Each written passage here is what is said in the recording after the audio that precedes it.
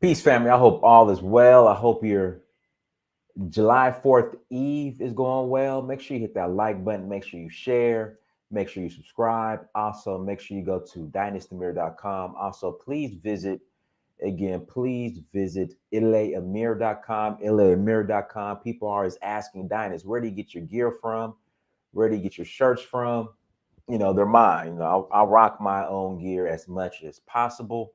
I rock my own gear as much as possible. So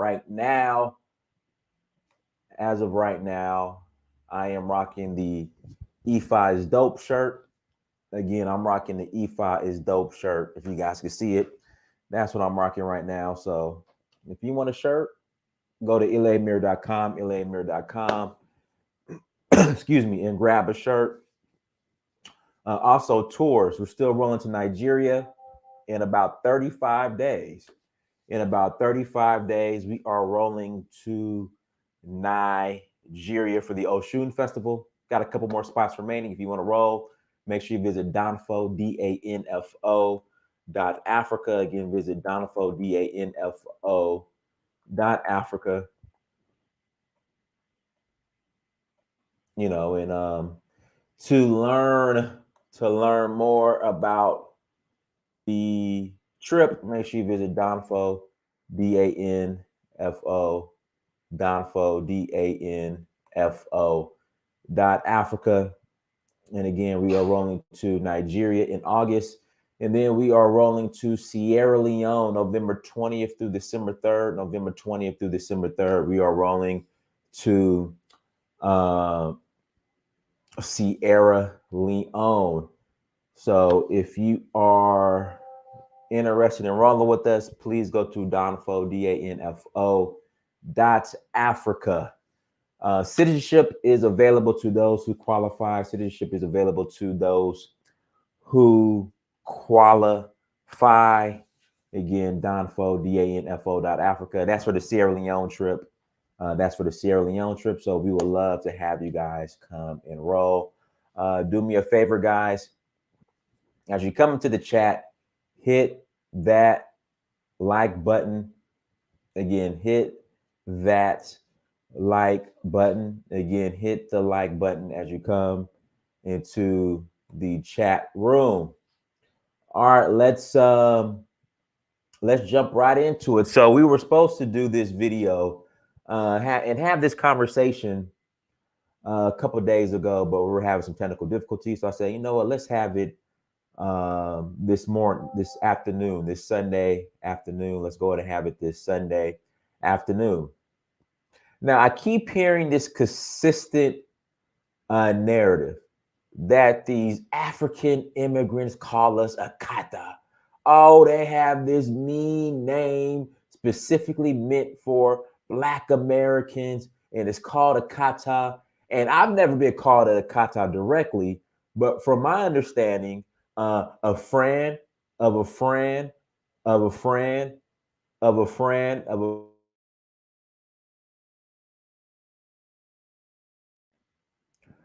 a friend of a friend heard, because his cousin told his friend that his friend told him, and his other friend told him, and then they were on Twitter one day, and then they were on Clubhouse one day, and they clicked the link on Twitter, which forwarded them to Clubhouse. And while in the Clubhouse, they were in one group, and then they got forwarded to another group, and in that group, some random African told them that they call Black Americans AKATA. Again, let me break it down to you. This is the narrative. A friend of a friend. I mean, I never been called AKATA directly, but from what I heard, a friend of a friend of a friend, cousin's brother's sister, cousin, was on Twitter, clicked on a link, got forwarded to a Clubhouse room, and someone said that this African called this Black American AKATA. Yeah, it's always like a lot of friends and cousins, and I heard this, I heard y'all said this, I heard y'all called us this. This is what I heard. But I know one thing is a fact when it comes to FBA, ADOS, when it comes to Black Americans. And excuse my language, I'm gonna say the word. More people have called you nigga in person than they ever called you AKATA. Again, more people have called you nigga and face to face, eye to eye, than anybody has called you this name that you guys swear you heard from a friend of a friend's, cousins, brothers, friends, wives, fiance, who's from Africa, was on Twitter one day and said that they have a name called AKATA for you guys. And those are the facts. I've witnessed my own eyes. Back when I was in college, I went home to Sacramento. This was like 2000. I went back home to visit in Sacramento. This was like 2000. And I want to say it's like 2001 or 2002. I went home to visit Sacramento. If you guys are familiar with Sac, there used to be a club called The Tent off of, I think it was either Power Inn in Florence or Stockton in Florence. I forgot, but it used to be called The Tent. So I pulled up there one night, club let out. We in the parking lot. You know how we do. We don't just go home after the club. We gotta go to the parking lot, right? Argument breaks out. Then here we come. Somebody calls somebody, what up, nigga? Nig. Not AKATA, nig. Next thing I know, guns get drawn and a Black man gets killed. And he got killed by another Black man who called him a nig. Not an AKATA, a nig. White folks been calling you nig for all these years. It's to the point now, even Asians. Hold on, let me pull this video up real quick. Give me 1 second. Let me pull this up real quick.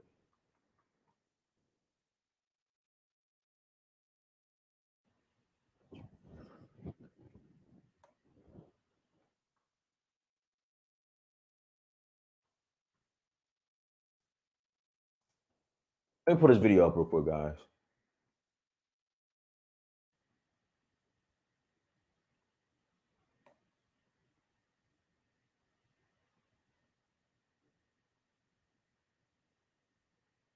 Hold on, let me pull this up real quick. This is what goes on. Hold on, let me pull this. Hold on 1 second. Okay.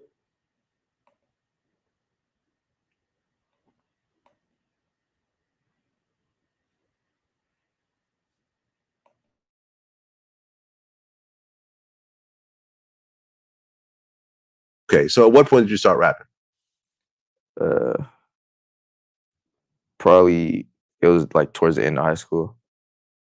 It was really, I was in class writing raps like during class session because I was bored, not paying attention, so I'm just writing raps and shit. But I got my my mom's. We had a little computer, laptop, and it started off. I had a fake little Rock Band mic, like not even the real mics. Got a Rock Band mic connected, and we was just fucking around from that point on. Okay. So just for fun though, just because all the guys could link up and shit. Mm-hmm. But it's at my mama crib, so we all in the garage late night, like 4 a.m. tweaking, just all chilling, writing raps, shooting dice and shit.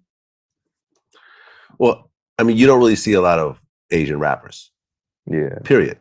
Yeah. I mean, MC Jin, I think, was the first one that kind of, you know, broke, you know, from the underground.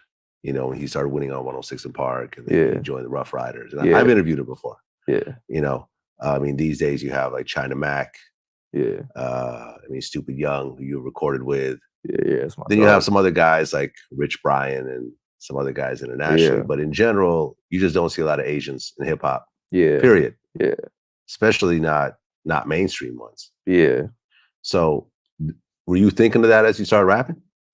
I wasn't even thinking about none of that. I was just rapping, just to rap. But yeah, I'll be with everybody. We with Blacks, Mexicans. Stockton's hella diverse. So it's just.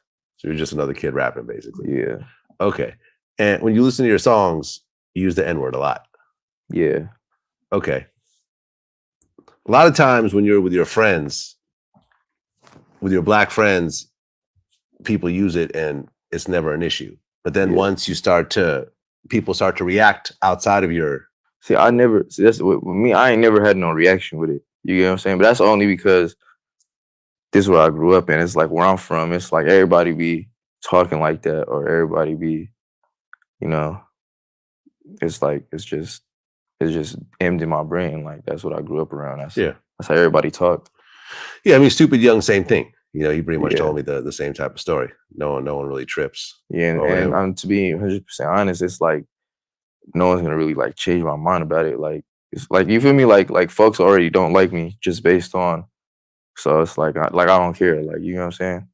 Like, no, like trying to be disrespectful. No, it's just that's just how I grew up.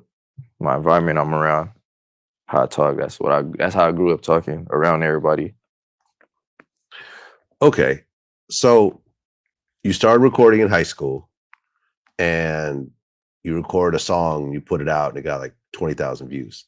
Yeah. Which song was that? I think that was the Love My Game. Okay. I recorded that in my garage. Guys, the point I'm trying to make, you got all these non-black people using the N-word, you know, freely in black groups, in FBA, ADOS groups, using the word freely, non-FBA, ADOS, non-black people. J-Ful, they already do it. J-Ful, they already do it. J-Ful, they already do it. They already go around black gang members and use it. Man, they one of us. They cool. They cool. They one of us. Hold on.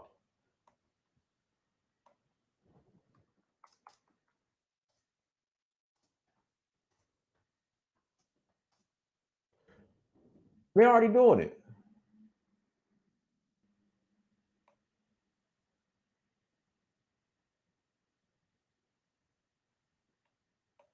They're already doing it. I'm from Cali. They're already doing it. You know, I done seen FBA, ADOS fight each other, use the N-word, call each other the N-word before they kill each other, before they box. But for some reason, a friend of a friend of a friend of a friend of a friend, his cousin's brother's fiance, who happens to be an African immigrant, says that AKATA is meant for ADOS FBA is World War III. It's World War III. That's the hill they want to die on. The AKATA. That's the hill they want to die on. But Africans call other Africans AKATA who have left Africa to come to the West, to come to America. They get called AKATA. That AKATA is just not meant for Black Americans. Pretty much anybody who's left Africa to go to the West has been labeled an AKATA. And 99.9999, in fact, I'm going to say 100% of y'all have not been called AKATA face to face by an African immigrant, but you've been called the N-word plenty of times.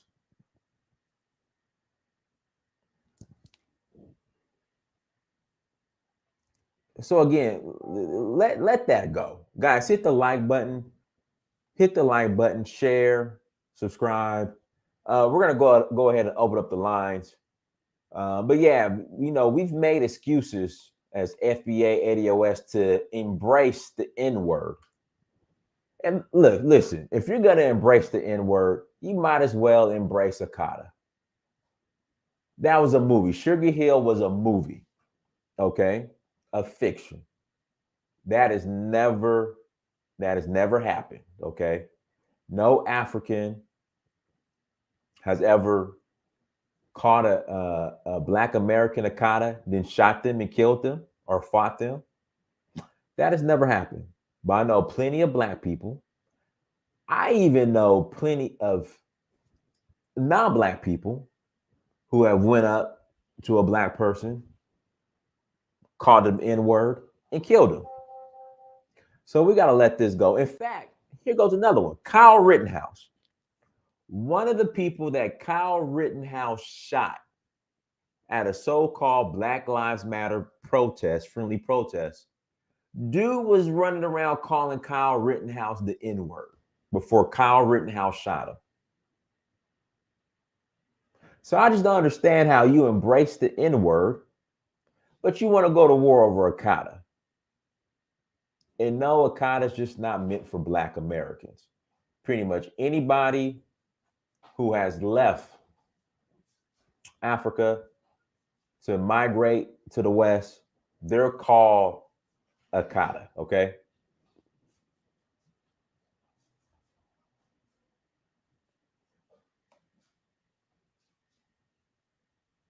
Gas them up, go ahead. Yo, Dynasty, can you hear me? Can you hear me? Hear you just fine. Okay, so I ain't gonna be too long. Where I'm at, the service ain't that great. Look, listen, it's very simple. Africans have always used AKATA, like with the sister when she said when we came on the Yoruba auntie that came on. AKATA is simply this: when Africans in the 80s and the 70s were encountering African Americans from the ghettos in the inner cities, they encountered a certain level of recklessness that they were not, that they described. So he said, AKATA, which is a wild cat, basically saying that sometimes the behavior they would encounter was reckless. Now, in Nigeria, the same word, not necessarily AKATA, is used to describe ghetto people. It's called amugbo, or area boys, or touts, right? That's they describe the ghetto people over there. And those same people who are calling them that don't want to hang around with the amugbo people. They're like, no, those people are ghetto, they're reckless, they're this, they're that. So you can't have it both ways. You can't say you a stepper. You can't say you a top shotter. You can't say you putting in all this work. And then when other groups encounter that behavior and describe the reckless endangerment of that behavior, you get mad at that. It doesn't make sense. You can't get mad when they're describing, yo, this is some reckless shit you doing. You just said you was at an event, the dudes exchanged the N-word, started shooting each other. Now, don't get me wrong. It does get hectic in Nigeria and parts of Africa. But generally speaking, you go to Nigeria, are people just pulling out guns and stabbing each other when you walking around? No. No. This is what I'm saying. So if you are, the problem is people don't put themselves in the immigrant shoes. If you come typically from a middle-class conservative background and you encounter ghetto behavior, which you don't even deal with in your own country, you're going to describe it that way. Like, I'm tired of people acting like, it's you can't say you a stepper. That's what the young boys call themselves now. Oh, he a stepper. He putting in work. He a stepper. You can't say you a stepper and you letting off shots at Walmart, then get mad when other immigrants groups describe you for what you are. How does that make sense, Dennis? Doesn't make any sense at all. Well, where I'm at, like I said, my internet's not that great, so I'm gonna step off. So, maybe somebody else will call in, but I'd love to hear what they have to say in the chats and stuff. We got a Jisa. Go ahead. Hey, Dennis, what's up? Can you hear me? I hear you just fine. Go ahead. Okay. I have a question though before we get into this. Why is the N-word a pejorative, if I may ask? I mean, I know why, but could you explain it to me? Why the N-word is a pejorative? I have no clue. Is there historical? It's just over time, the argument is. So there's a historical context behind it, right? A history behind it. The historical context is white folks called us nigger. Yeah. But, we removed the ER and added A. So that's exactly. Well, yeah, I'm talking about the hard ER. So let's say I don't know. They never used that word, and the word just popped up into lexicon maybe in the last 20 years. It wouldn't be considered a pejorative, would it? No. Okay, so the reason why I say this is because I remember I had said something to you back in the chat one time, and I guess you thought it was offensive. But what people is things have a historical context to it. This idea of everybody being mad at Africans or whatever, it just kind of recently crept up in like, when Yvette Carnell started her, and I'm not saying that she had nefarious intentions, but when she started the whole ADOS movement. Now, the word AKATA is, it's not Igbo. It's not native to Igbo language. It's a Yoruba word, and it means it literally translates to a wildcat, a cat without a home. So if you think about what African Americans are, Africans and Black people in diaspora, when you see that person, because one of the first things they ask you when you meet somebody in Nigeria is, where are you from? What village, what town, what local government, where are you from? So if when you meet a Black person in the diaspora, but they can't say they're from Africa, that's kind of the most literal translation to it. Now, over the years, it's become slang, but dude, it was never, as far as I used it, it was never anything in the pejorative. I'll put it this way. So say me and Gastamup is from Delta. I don't know if he speaks Igbo or not, but me and Gastamup can be talking, right? And all of a sudden, you, Dynast, come up and you dap Gastamup's not Igbo. He's okay. I know he's Delta.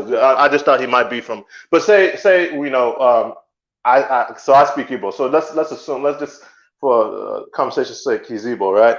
And I see him. You walk up to him, say, "What's up, Gastamup?" And I see you dap him up. So I'm gonna go to Gastamup and I'm gonna ask him. Let's assume he speaks Igbo. I'll say, "Onyerihan." He's like, and that means who is that? And he'll say, "Oh, your name Dynast." And I'll be like, on Igbo. Is he Igbo? And he'll say, Mba, AKATA. I'll be like, oh, he's from abroad. He's from America. I didn't mean it as he didn't mean it as a pejorative. He's just saying, you're from abroad. You're from the diaspora. You're not from Nigeria. You're not from, and that's all I take it to mean. I mean, I would never have taken it, especially if we're in Nigeria, I've never have taken it, it's a Black American, because we don't, I mean, yeah, we see what we see from Black people in the movies, but nobody automatically thinks of, when they see an African American in Nigeria or in Africa, nobody automatically thinks it as a negative. They want to, if anything, they want to get to know you. Now, here's where context comes into play. So let's say you were talking about, I think, Missy Barr, and she was saying how, I guess it developed, once they saw reckless behavior. Let's say we were in that restaurant in Dallas and we saw those girls twerking on the table. Someone would say, "Oh, look at those girls. Look at those girls twerking on the table." Somebody would say, I would turn around and say, "On AKATA, no mind them. I'll tell her, man. That's what they do." Like, you see what I'm saying? So there's context to it. If it's not everybody's trying to make it tantamount to the N-word, and it's not. I mean, it is what it is. I will say one thing though: if a noise keeps being made about it, very soon you're gonna start seeing other groups call you AKATA just because they want to use that word. Because everything we use, everybody else wants to do it. It becomes cool. So I mean, that's all I can say. It's context to it. Everybody wants to be mad, but you can't say what you're mad about because you saw it in a movie or something. It's not. It's not really a bad word. The people around me, you can ask a lot of Nigerians. It was never used because there's literally no context to it. We don't have this history. Yeah, you can say with the triangle trade, yes, but there's no history of Africans oppressing African Americans or Africans doing or the singling out Black people. So there's I don't know. That's all I gotta say about that, though.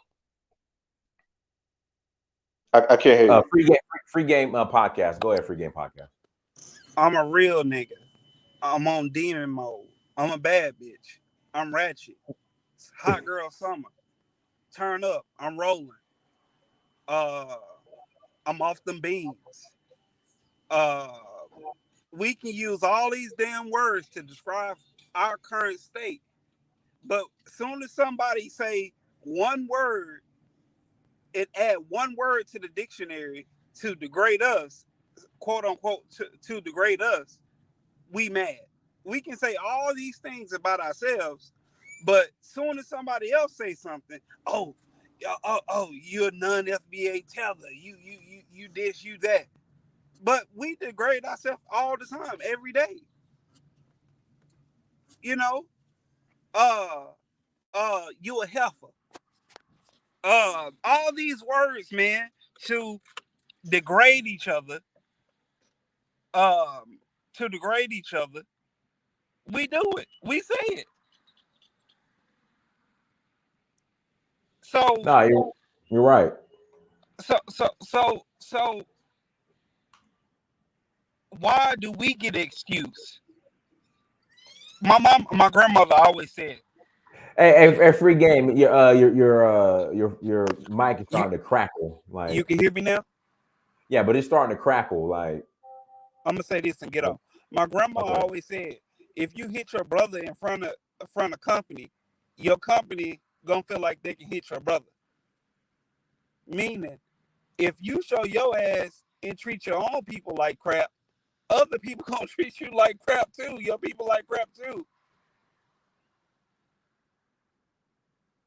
All right, for sure. Hey, Shah, go ahead, Shah. Thank you. Greetings, everyone. I think that what my brother said, Ijisa, that words have more than one meaning, you know, and then in your own family or your own community or your own tribe, you have a certain code of, you know, what can be said or not said. I think we do better by not saying it or limiting it to, you know, not everyday use. It has a time and place. But in fact, we were talking about that in Twitter Spaces last night. That, but I mean, you know, you have words that have more than one meaning. So sometimes we use it as endearing, my nigga, or, you know, but in terms of AKATA, when it's explained, and I've heard it explained like this before, it has more than one meaning and depending on the context. So the bigger picture to this, though, is the context that it was used in. People felt that it was pejorative and it was, you know, a negative attack, and they didn't know what the word meant. So it became, you know, that whole thing. But I have to say, though, a lot of this stuff started in these social media spaces.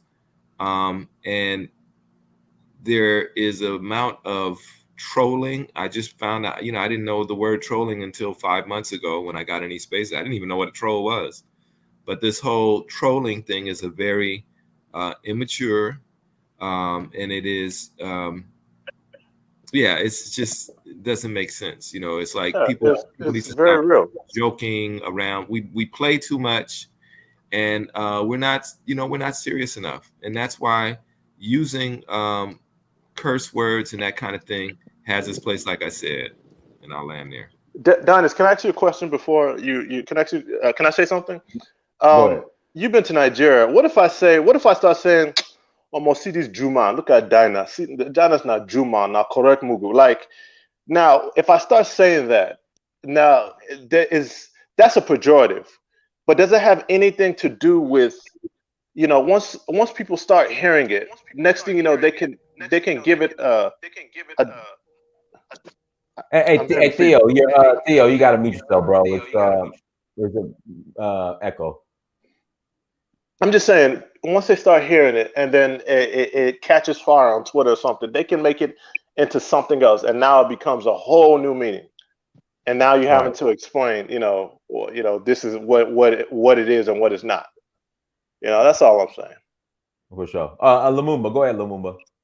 Yeah, I appreciate you having me back once again. So I think if I could just go back very quickly when we talk about the N-word, right? And I heard some people say that it's a pejorative term because of the historical context, but I would beg to differ. The actual meaning of the word N-I-G-G-E-R is defined as someone who is ignorant, someone who is lazy, someone who is slothful. So for me, it's never been a term of endearment. ever, right? I've always had the requisite political maturity to understand that it was a pejorative word. And so I've never allowed someone to call me that. I can recall one time I was at the gym and I think I was going for like a max at the time. I was benching like 350 or something like that. And the guy was like, let's go, my N word. And I re-racked the weight and said, don't call me that. And matter of fact, I said, I want someone else to spot me because I don't want this bad energy on my set. So I think some of it is just understanding what the word means, right? The second issue, and I think this goes back to when we talk about the N word and AKATA, I think it kind of goes back to some of the things that Dynast has always stated that, and we talk about FBA, ADOS, we tend to be our own worst enemy, right? We do more harm towards ourselves than anyone else, but we always want to point the finger and say someone else is victimizing us, someone else is engaging in anti-Black racism, when we are more anti-Black towards each other than anyone else. And so I think one of the major issues is, as what Marcus Garvey taught us many years ago, is charity starts at home. And if we want to come on the world stage as a free, proud, and productive people, we need to make sure that we're modeling that behavior in our homes and in our communities so that we could then demand the requisite respect from the world that we think we are owed. For sure. Let me bring Theo back on here. Go ahead, Theo. Can you hear me? Yeah, we hear you. Go ahead. Hey, so when it comes to the word, the N word, as we like to say, I really think that's a old conversation that needs to be deaded, in the sense that we get offended by this word without putting it in context, right? And not putting things in context is no mark of intelligence. So when we look at the N word, it basically has a history. That history is the Latin language, right? That's it, full stop. That word comes from the Latin language, meaning Black. So once upon a time, just like now, right, to call someone Black, you could use that, you could do that derogatorily, right? Just like calling someone fat, you can do it in a derogatory manner, right? So in the absence of the word Black, where Latin-speaking countries, i.e. Portugal and Spain, were the primary traders enslaved, they use the word nigger or Niger, however you want to say it, to describe people from sub-Saharan Africa, right? Full stop.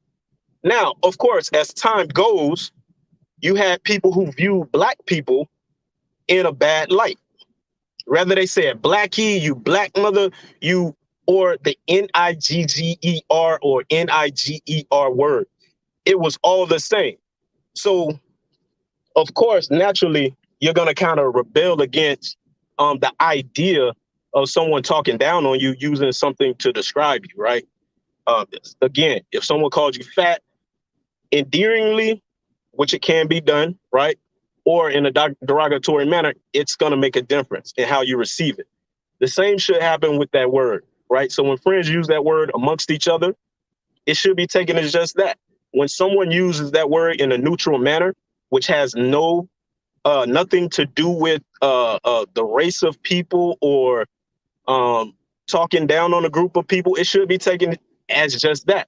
So the interview that you just showed with the guy, the Asian guy who rapped, he uses that word. He doesn't mean it in a derogatory manner. He grew up using that word, right? And he probably uses it freely with everyone, regardless of their skin color or their racial background, right?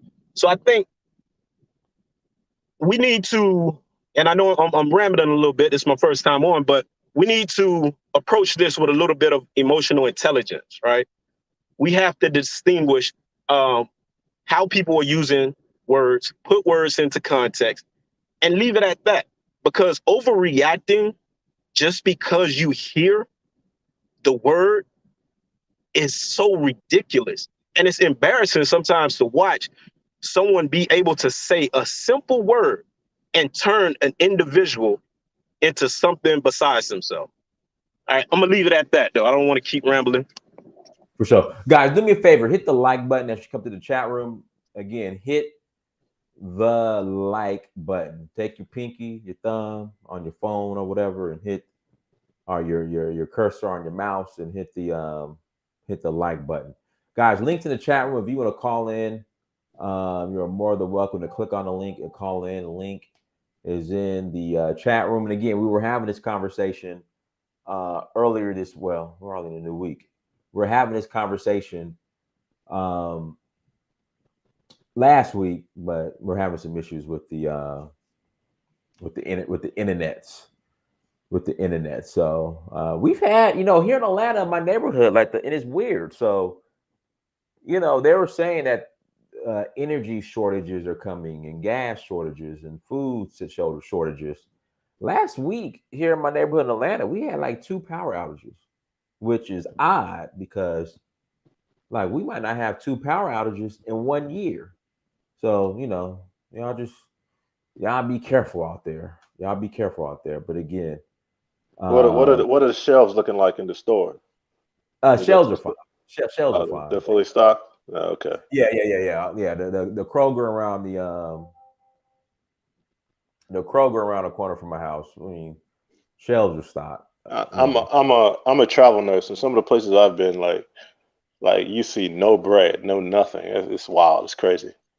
So really, yeah. Well, not in Atlanta. I would say this: they actually came back in stock this week, but last week, the last couple of weeks, Walmart was out of Patti LaBelle sweet potato pies, but they're back. I got one yesterday. So they were out of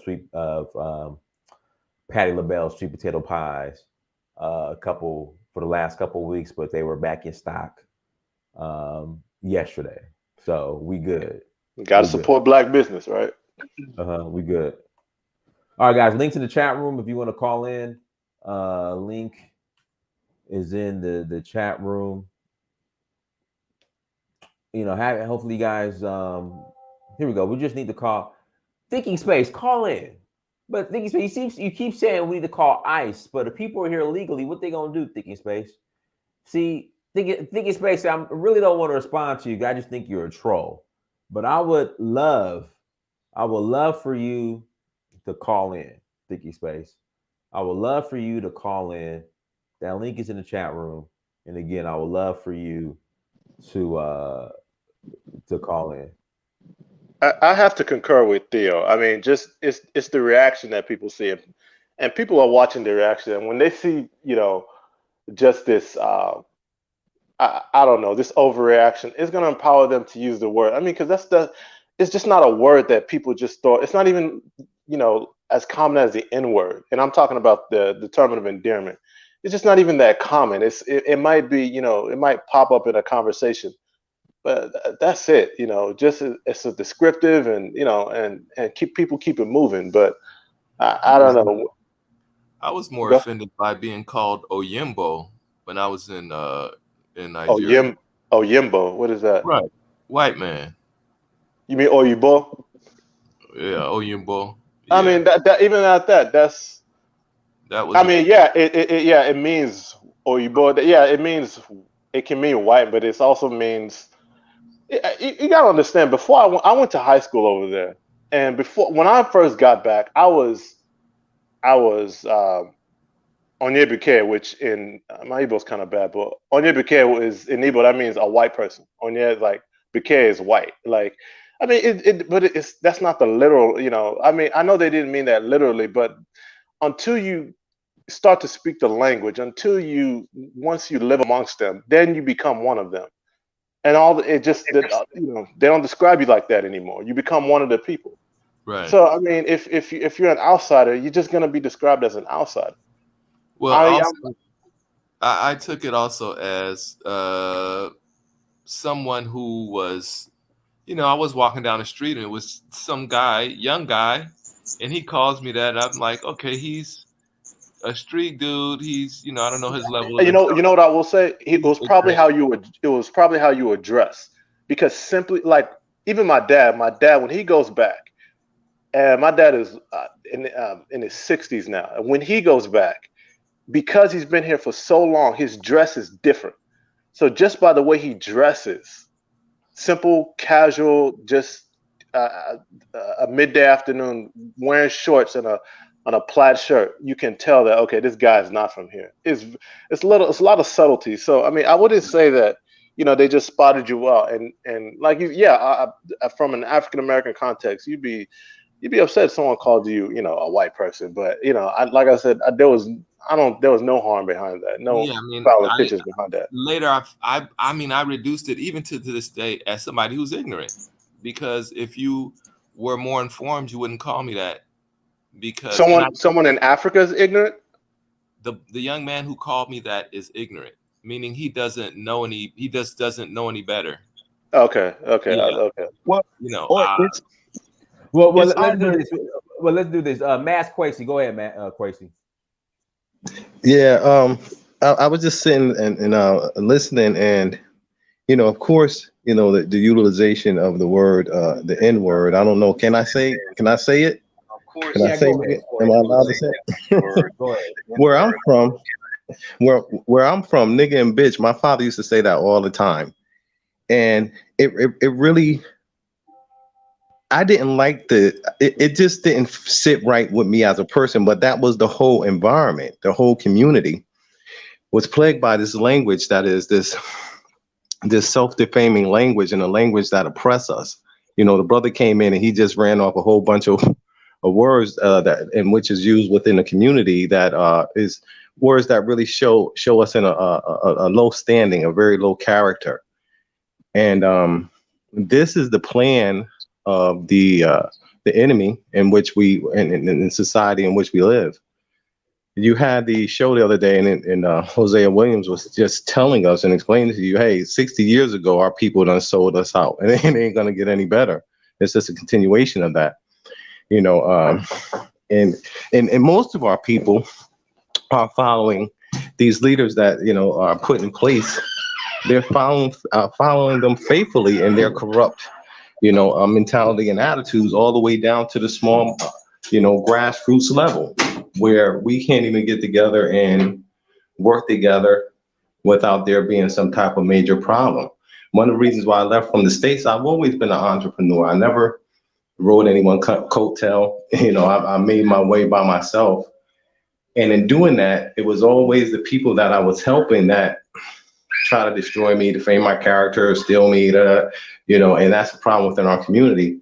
And, you know, just being in an environment where we have all this language that, you know, everything, you know, our very way of thinking is in favor of our enemy.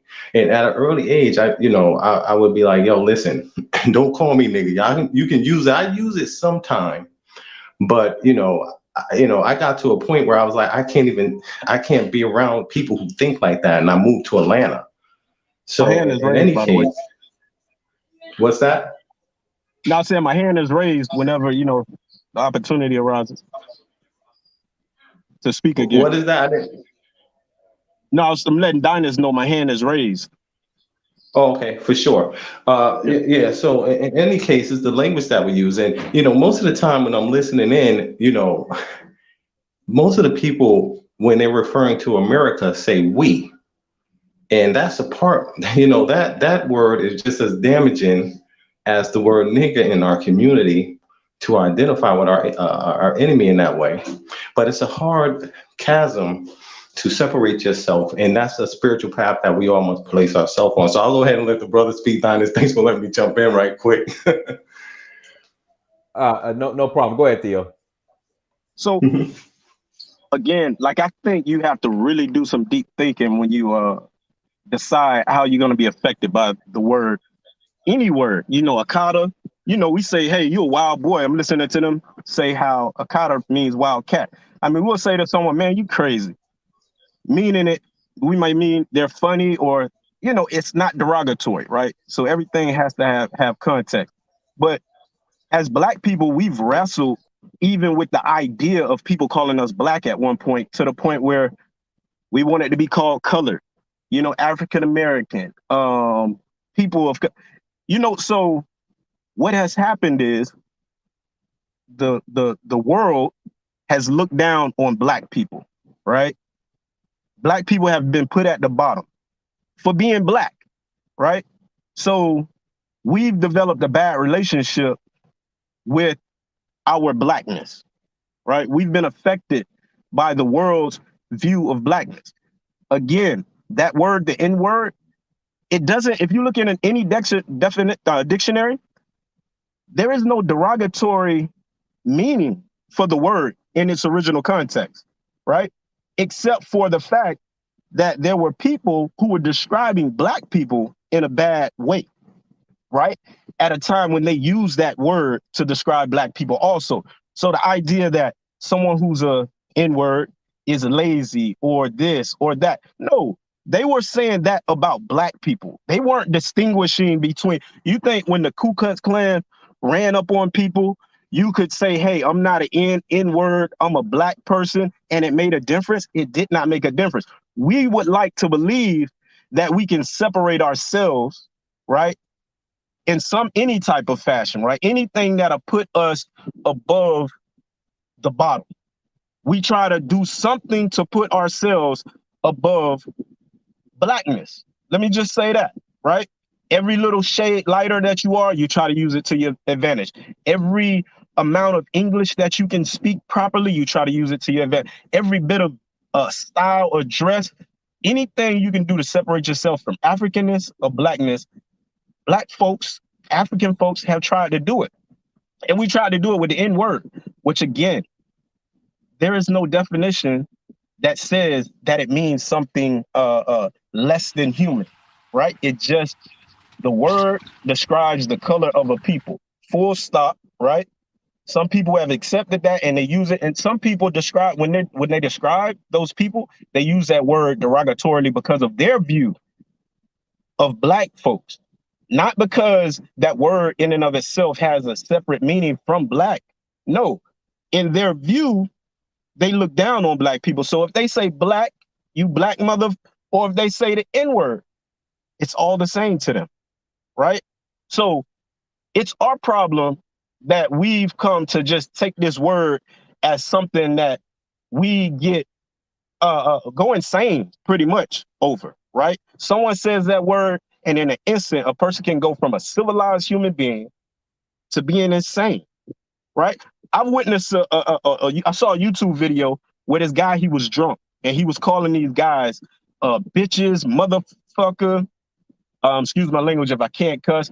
He was calling them every name in the book, and they were walking away because they understood this was just a drunk guy talking S-H-I-T. And those guys carried themselves well. Soon as that guy said the N-word, they went berserk in a restaurant. To me, it wasn't called for because they've already called you now words that definitively have a meaning, right? Of less than. A bitch is less than a human, right? A MF, right? We know what that means. So all I'm saying is we have to put stuff into context and not be so easily manipulated. Let me say that. By these words. Okay. Yeah. Missy Barr, go ahead, Missy Barr. You gotta mute yourself. All right. Àlàáfíà fún àlàáfíà to you, my brother. Àlàáfíà, ẹ káàsán, ìyàwó. Auntie báwo ni? That's right. Báwo ni? Àwọn aráalé ńkọ́, right? So, high vibration to every single one of you in the church. High vibration to the entire original people, right? The other day when you're talking about this, brother, Amir, I almost dropped everything I was doing to say that I wanted to get in on the chat, but I was studying for a test, so I couldn't do it. I said, oh no, I need to stay focused. I was on my way for a walk right now, and I was listening to, of course, Kayode Fashola, Nigerian music. And all of a sudden, I saw you live. I ran all the way. So now I get my energy popping. Let's talk about this. So, pardon me for a few minutes to talk about the definition of AKATA, what that actually means. You see, this is the problem with us, particularly Black people, wherever we call ourselves these days. That language, AKATA, I believe that originated from the 60s. It might be earlier than that. And that language originated, not because I researched it, but based on my understanding of what AKATA means, right? AKATA itself means panther, wild cat. Who was using panther in the 70s? It was black men, black people, or rather, I don't know how that word was originated, Black Panther itself. But if you remember Black Panther, and you see how those people carry themselves, right? And I think it was particularly Yorubas coming among Black Americans at that time, hearing that word Panther, and they know what that means. Number one. Number two is AKATA is one of many Shogo's attributes. And as a Yoruba woman, do you understand? As a great-great-granddaughter of warriors, I'm saying if you're going to use Shogo and use one of many Shogo's name, if you can't use AKATA, don't use Shogo at all. I'm saying you are forbidden from using the word Shogo in any form. Because Shogo himself, when he was listing one of his many attributes, he called himself AKATA, a wild cat, an animal that cannot be tamed. And here you are. Today, Black American and some Africa are calling them the same cool cat. Now you've been tamed. We're talking about getting away from low self-esteem, some of our many behaviors, right? And the one thing you can call people that don't know the meaning of AKATAs, they make it so. I want anybody right now, this minute as we're speaking, give me one person that was killed as a result of that name being used. Give me a single. No. Give me a single town that was gone down. Why that name was context? Permit me, gentlemen. Let me say something, because I think we need to go ahead and nip this in the bud, right? When I first came back to the US, every time I see somebody Black, I'm immediately looking at you and trying to place you where you fit in the categories of Nigeria. Mind you, all my life I've only been in Nigeria, right? So everybody that I see, I say, oh my God, this one look like a Yibo. This one look like an Hausas. This one look like a Yorubas, right? So, and inevitably when I'm speaking, I'm telling you that you just have to visit Nigeria, right? I was a self-promoter, right? That's how Nigerians are. Particularly Yorubas loves to name people, not to name you in a bad way. When they see the way you are behaving, when they see even to the day that you are born, the Yorubas will give you a name that match that particular thing. It is why many of you are going to Africa now where you are being named. For you to call yourself Shango, you have to be able to bear the name AKATA. If you can't bear it, drop it. Right? And I'm saying that to you as a Yoruba. Wow. And those people that practice that religion, if you can't bear the name, AKATA, do not use the word Shango in any form, because you have to use it in all of its forms. And be proud of it, because we are warriors. Wow. The thing that is killing us right now is you step on me, I'm going to cut off your nose. You step on me, I'll kill you for whatever reason. Wow. We have no respect to the fact that we are here today, this time, this minute, to be able to change our to be able to change the things that is affecting us. People were burned down based on lie. Black women are having abortions, and we don't know where that incident came from. We don't know that the reason why Roe v. Wade was even passed or even become a law was a result of So Ibar, I found out. So the lady's name wasn't really Roe. I forgot her real name. That's right. It was even a lie. Right. But so her friends, so she had got pregnant, didn't want the baby. She was in Texas.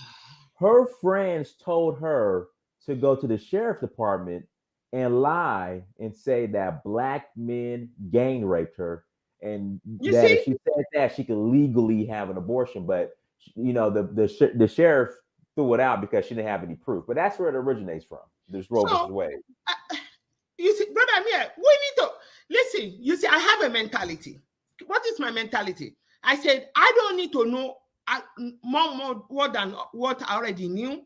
That what I already knew is enough. Because if what I knew is shouldn't be the way I behave, I don't need to know more. Do you know what I know that I said that I don't need to know more? The fact that I found out that a black woman, I believe her name was Mary Taylor in 1908 or something like that. For some of you that might have read the Soul of Black Folk, if you have not read that book, it is what you read. And if you read that book and you still feel like laying down with those that did all that to your people, I don't know what to say about you. You might as well get a four-legged dog and get down straight up. You understand me? But let's talk about this now. I read that book. In that book, Dr. W.E.B. Du Bois was talking about how the sister, an ancestor, right? I hope that her soul continue to avenge on all those that did that to her and their generation yet unborn. What did they do to her? Her husband was working for a particular white owners. He went to go and ask for his money. They refused the money, right? For some reason, I think that the white owner might have had an issue before. Somebody killed either him or his wife, right? They came later to kill Mr. Taylor. Mr. Taylor, his wife, Mary Taylor, now says, I want justice. Look at that woman in those days. These days, we are so fucking weak that as soon as a white person kill a black person, you see the black woman that carried that child coming out and say, I forgive you. You forgive who and what? Right? Now, listen to this. That woman said, I want justice for the death of my husband. She was pregnant. I believe she was 8 months pregnant, right? They tie her on top of a tree, right? I might get the entire situation wrong, but basically they decided to lynch her.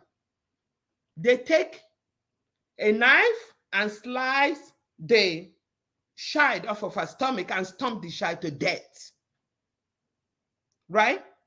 This is white America. Those that did that to you are the one that are calling you nigger. Though we learned that the word niggers means something else, right? But everything that is of importance to you, that show the way you are the original princes and princesses, that you are original king and queens, all those has been destroyed. And you can't pick the game, right? So she was killed, right? Who does that? Name me similar thing that happened to Mary Taylor in 1908.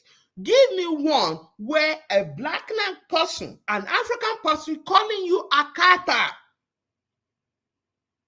What the Black Panther called themselves in the 70s, give me one single place where calling you AKATA have end your life, end your wife's life, your child, stomach, your wife or your girlfriend, the child was taken out.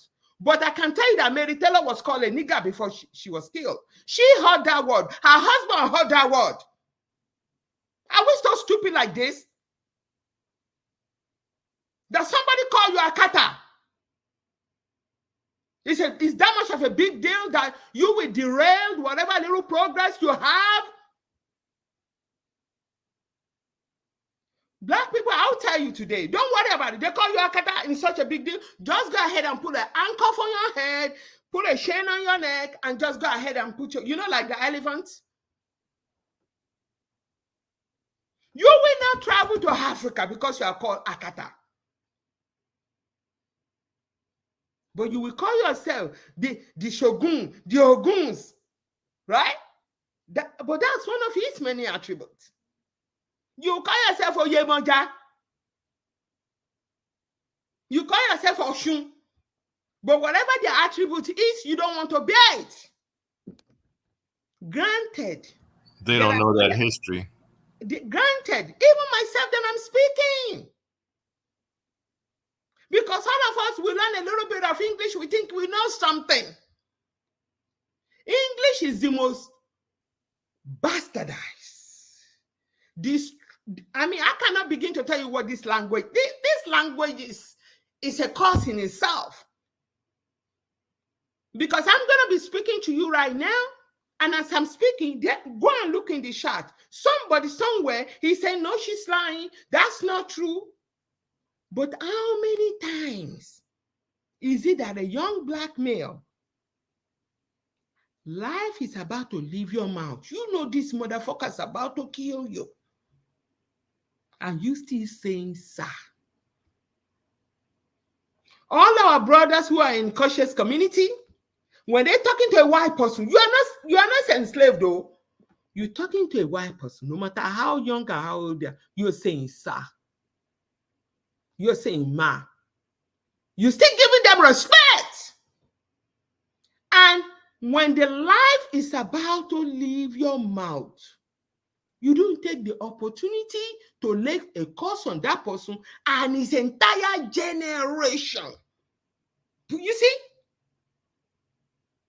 But you get to say, somebody calling you AKATA is such a, but now you're a cool cat. You've been tamed, no problem. Right? But you want to use the power of Shango to alleviate yourself from the problem. Can you understand why what you're doing is backwards? Can you understand why you're not moving forward? Can you understand it? Oh, I don't have respect. They don't respect me. Come here, come and respect me. Black Americans, let me tell you something. If I say that I love you, you won't believe it. Because you are me, I am you. So many of those that were enslaved are Yorubas themselves. Do you understand me? The reason why I can feel your pain. The reason why, if I have power, what I will do, what I can do with it, right? That I go to bed, I wake up in the morning, I pray for all original man, wherever you are on the planet, regardless of what you've done, what you might be doing, right? That is what the Yorubas, the Igbos, the Hausa can continue doing for you. You're talking about petty shit. So many of us have mental problems. I have no doubt. Right? Look at us. Every time you get on this YouTube, this brother is telling you what you can do. And every one of you talking about how he sold out. Hey, if you're not calling me a Republican, you're calling me a devil. He said, sell out to what and who? If you sell out, show shit. So what? Every time a black person come online to talk about what you can do to elevate yourself, you call them a fucking agent. And the real agent among you, you can't even tell. Yeah. How long is Dr. Womack Johnson has been trying to open school for black boys? If he said black boys, women are coming and say no.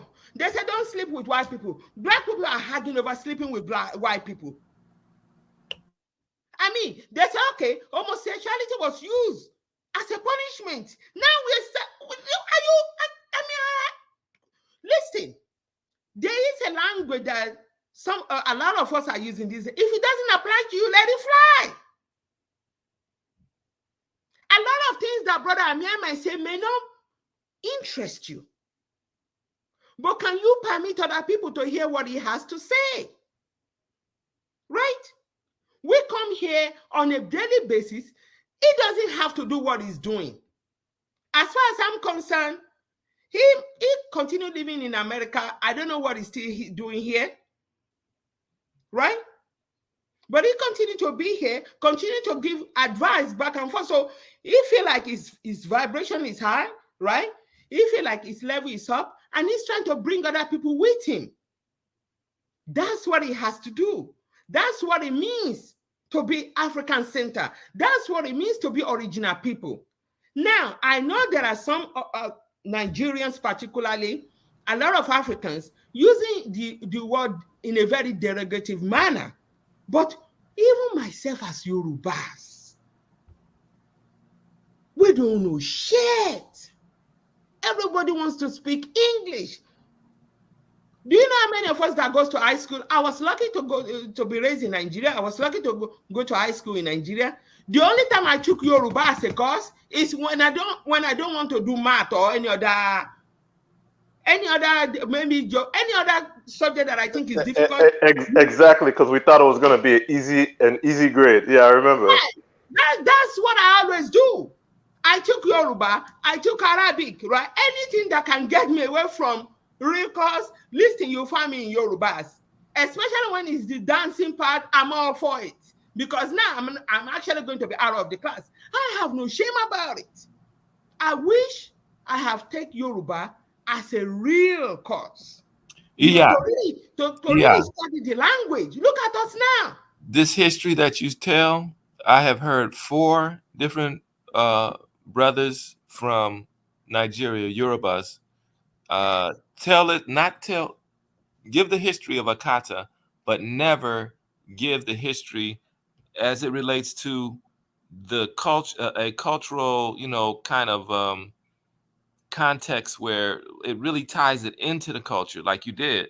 But like what we were saying earlier is that when I'm walking down the street and someone kind of yells out to me, I'm in Lagos, someone yells out to me, I don't know them, Oyimbo, and I already Oyinbo, which is referring to maybe a white man, right? Right. But you see, that I language knew what that meant, though. See, I knew what that word meant, and this is my first time there, and I was offended, but I chalked it up as this young guy's ignorant, just like these young guys that are and women that are hearing this word AKATA and they heard, they don't know what it means. It sounds not good, and then as they're hearing what it means, it's just ignorance. And so for me, all of it gets chalked up to ignorance. I think even calling each other's niggas is ignorant. It's like right. Yeah. You hear what you're saying is so important. Hey, one second, guys. Give me a second. Shout out to Gary Green for the $20 holla through Cash App. Thank you, Gary, for the Cash App and $20 holla. All right, go ahead. Especially when you call yourself Oyibo, right? Or when there's somebody call you Oyibo. In fact, I have a sister of mine, very good sister of mine. I mean, this thing, you see, this conversation we're having, this is something that I have among friends. Anybody that I meet, I am somebody that will call up from work just to have this type of conversation. Do you understand me? So I have no shame anywhere, wherever I am, I'm ready for it. Do you understand? Because we're going to have to start changing our people's mindset, right? Right. Okay, take a look at this. My sister, if she used to be called Oyibo in Nigeria because she has lighter skin, right? She was not born here, right? She still refers herself to us. She still refers herself that also the way she dressed, right? So because of the dressing, even the mannerism to which you see now we're talking about how even on that level, the effect of colonialism on Africans, right? Where you will attribute something good to rape your ancestors, right? Right? So now, take a look at this. When you say somebody calling you AKATA, we roll back all the progress. But somewhere, right this minute, a black person is being attacked. The word that was used is nigger. A black child is being pushed off the bike by a grown man. The words that was being used, if any word was used, is nigger, right? They're calling you all manners of names. I will say this. It behooves all Africans to stop calling FBAs or ADOS, however you name yourself these days. Just leave the AKATA alone. Because you Africans, Nigerians, particularly Yorubas, including myself, we really didn't stay in school long enough to know the language anyway. Leave them alone. But by the way, from my spiritual understanding, whether you are black in this country, you are black anywhere, just know those that enslave you, rape you, continue to kill you, colonize you. They are getting ready to do it all over again. Right. Where you are busy here talking about you're gonna burn down the town because you are called AKATA. Do it again. Do it again. Do it again. What is the rah, right? Can I say something? Hold on. We got BD's been waiting. BD, go ahead. BD, unmute yourself. BD, go ahead. BD, unmute yourself. Alafia Prince, how are you? Alafia. All right. I greet you. I greet everybody in the chat, in the call, everybody at home. Wokin Boboyin. Prince, I'm gonna tell you like this. Myself, I'm Nigerian, and I've never ever heard my family members or even my relatives use that word AKATA. To be honest, BD, you know what's funny? When I went to Nigeria, this is back when this AKATA started coming up again. This was 2020. Oh no, I'm sorry, 2021 or 2019. 2020, I didn't go to Nigeria because of COVID. And I was in Osun State. And I started to ask them, have you guys heard of this word AKATA? They had no clue what it meant or what it was. They had no clue. It's a new phenomenon, I'll tell you. My first time hearing that word, to be honest with you, was when I watched that movie Sugar Hill. That's the first time I heard that word. I've never heard my family members use it, my relatives, no one. But just like from a few people have said, Prince, AKATA means wild cat, untamed cat, Black Panther.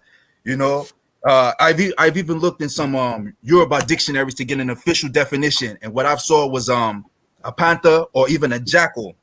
But right now, let's just play the devil advocate and just say that AKATA is a word that has been used in its most vile manner to denigrate African Americans and form some line of demarcation between African Americans and Africans.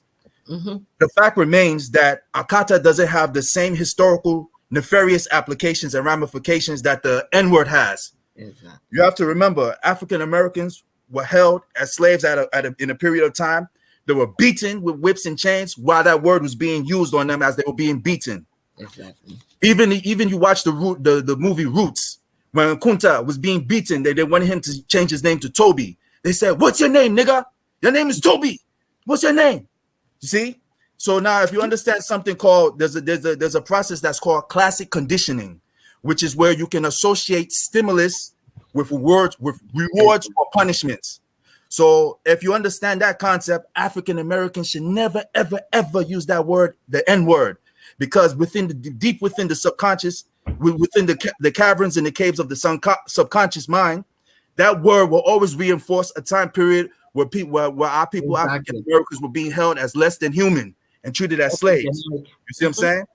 There's power. The power of life and death is within the tongue. You know what I'm saying? I think that's the Bible verse. Somebody brought up Songo. If you understand Songo is the Lord of words. He has perfect mastery of words. He understands the power of words. That's why they say out of his mouth comes fire. That's a metaphor to tell you that his words are so powerful they can burn. But fire can also be used to cook food or to create things. There's even a pataki that says at one time all the Orishas gathered around and they started gossiping about Songo to Obatala. They were saying Songo is a drunkard. He goes here. All he does is take women. He has all these babies around. He has all these girls. He's always drinking, blah, blah, blah, just gossiping about him. So they came back to him. Songo said, no, it's not true. So Obatala said, okay, this is what we're going to do. I want you to make a party for all the Orishas and cook the best food that's in the world. So he made the party. He cooked the food. When they opened the food, they saw it was a human tongue. He said, and they eat it. They said, this food is very delicious. Then Obatala said, okay, now I want you to make another party and cook the worst food in the world. He made the party. When they opened the food, it was another human tongue again. They said, but this was the best food that you made. And now you're saying it's the worst food. How can that be? He said, because the tongue used to do good or bad. With the tongue, you can praise your God. You can praise another man. You can give praises to people. But with the tongue, you could also gossip, say bad things about the people. So from that time, they saw that Songo was very wise. You know, this word, this N-word needs to be discarded and destroyed. You can't. One second, guys. Do me a favor. Hit the like button as you come to the chat room. Please hit the like button. After you, BD, I'm gonna pass it to George, and then I know Jigsaw has some stuff you wanted to ask, but go ahead, BD. Yeah, I'm about to wrap it up real quick too. So we shouldn't try to metabolize this N-word or alchemize it into some kind of term of endearment. And lastly, what I will say is that some people try to give some kind of false etymological connection with the word to negus, which was a title used for a king in Ethiopia. The people that were bought in slaves through the transatlantic slave trade didn't come from Ethiopia. We came from the western side of Africa. So we weren't using the word negus for us. If we were talking about royalty, we would say Oba, Lafi, Asantini, Ogiso, Igwe, Mehen, but none of those words were used. So just consider that. And I use my time. Thank you very much. Let Missy Barr, let George go real quick. Okay. Go ahead, George. Hello, can you hear me? Fine. Go ahead. Yeah, first I want to greet mommy in the house, Ibarra. Oh, I greet How are you, you? I'm fine, thank you, man. And Dynas, top, it's a good show. Thank you. I want to say some things. It's going, I don't know, because we have to balance this thing, you know. I have to say some things that we are not really talking about. We have some things in our past, you know, in Africa. We have some bad things that even it's not too long ago, and some things still around regarding this slavery issue. You understand? I'm not Yoruba, but I'm Igbo. In our own culture, we have Osu, we had Ohu. Yoruba, I know they had Omodo. I'm going to use one example of something I witnessed. I'm an Igbo. I grew up in Lagos. This happened in the early 80s. They used to have a lot of Omodo those days. And I'm just going to say it so that, you know, it's one thing to say, oh, African Americans should not say, think this, think that, but you have to understand that what they've been through, you can't just say they should just embrace. They have to be very, very careful in how they engage in Africa as well, because of let me just say what happened, what I know that happened, what I saw, what I witnessed. Yeah, in my flat in Lagos, up where we lived, the down flat, there was a family there. I'm not going to call the tribe. They bought a girl. I'm going to say it here. From a woman came from Togo. They said they need Omodo. That is house girl. I'm not. Let me just say what it is so that we don't. This girl is 10 or 9 or young. It's a maid. A maid. Yeah. Hello, who's that? It's not maid. It's slave. I don't want to quote something. I don't want to quote it. You're right and you're wrong at the same time. But go ahead. Listen, I'm 46. I'm not a small boy. Listen to me. I grew up in Nigeria. Well, yeah, no, I'm not doing anything. I'm telling you as it is. I was there.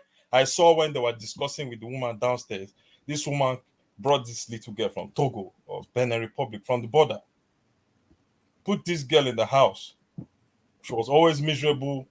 She was overworked, always beaten, never given good food. And I was never happy. I was small. I didn't know anything about roots or slavery or all this transatlantic thing, bad incident that happened. This is just me in the early 80s, what I'm seeing there in Lagos, sunny Lagos. Guess what happened? The girl ran away. And then there was a serious cry. They're looking for that girl. They're looking for that girl. They're looking for that little girl. One woman from across the road, one devil woman, came and said, oh, they know where the girl, she's in somewhere there, somewhere, one road, they saw her.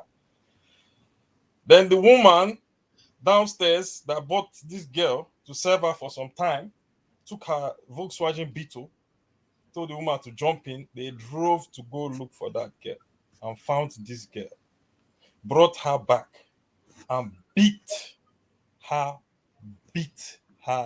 and beat her. Her face was swollen. Beat her very well. You know, I was going to say this because there's no need of us. You see, this girl cried. I was there. I was upstairs. I was in trouble. And the son is my friend. I said, man, he said, no, she ran away. But eventually, after some time, the girl ran away again, and I was happy she never come back. This was going on in the 1980s. All over West Africa, they still have domestic slave. So when we're talking about, oh, white people did this, white people do that, white people do that, Black people accountability, we're just not addressing that. It's now that laws have come in against Omodo issue about even Osu in Igbo land. I'm Igbo. From young, they tell you this, when they want to marry, they trace the line. Is this person Osu? Osu is slaves. They used to put them in the shrine there. They use them for sacrifice. Is servitude a better word than slavery? Because slavery can take on some real. Okay, and this is where Oga, I'm not using grammar. I'm telling you what is slave. Osu is not something it's not English language. It's Latin and all this. It's not an original language. It's an Igbo term.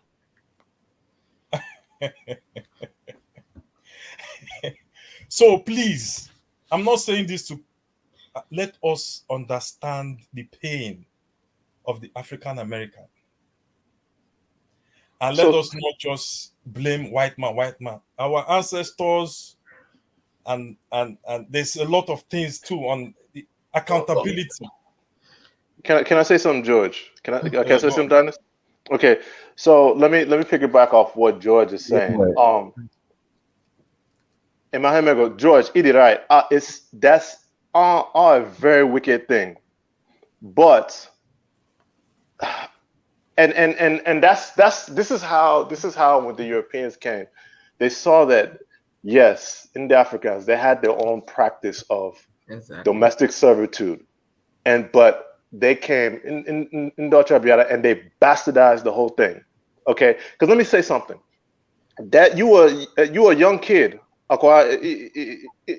You want when that whole thing was going on, right? So you really couldn't say much. But I lived in those type of places, like a compound. I remember we had one lady, and she used to beat her houseboy. Very wicked lady. It got to the point where the other neighbors, everybody intervened, and we said, "Don't touch this child again." Do not touch this child. Like, we were so sick of it. So it goes on, and it's a very unfortunate practice. Me personally, I think it should be banned. It should be outlawed. You know, because one, it's usually a woman. She's from the village. Exactly. Hajiego, they don't have any money, so they'll now send you. Preferably, you'll send that person, and I'm sure Miss Ibarra can concur. Preferably you'll send that person to a relative, someone that's your cousin, someone that's well-to-do in the city, and you would hope that because I get the idea of buying from Togo, that's crazy. I've never seen. I mean, there has to be some type of international stipulations on that. Maybe back then, but usually it's a family member that you'll send them,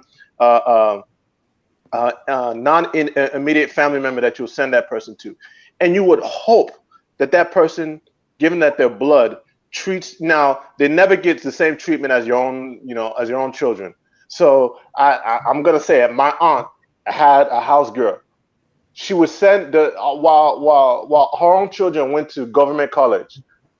The house girl went to some local rubbish school, and she had to be back by 3 o'clock in order to now start cooking food, and it's very messed up. Now the thing is, the hope is this is how society kind of polices itself, because the hope is that when she comes of age, you will now settle the girl. You will now give her something to where she can go out on her own. The same thing in Eraha, you wear boy, and he'll be selling wares in the market for you. And then when he comes of age, you will now, you will settle him so that he will now have something for something that he can, establish himself with. Now, if you don't do it, now it's a big deal.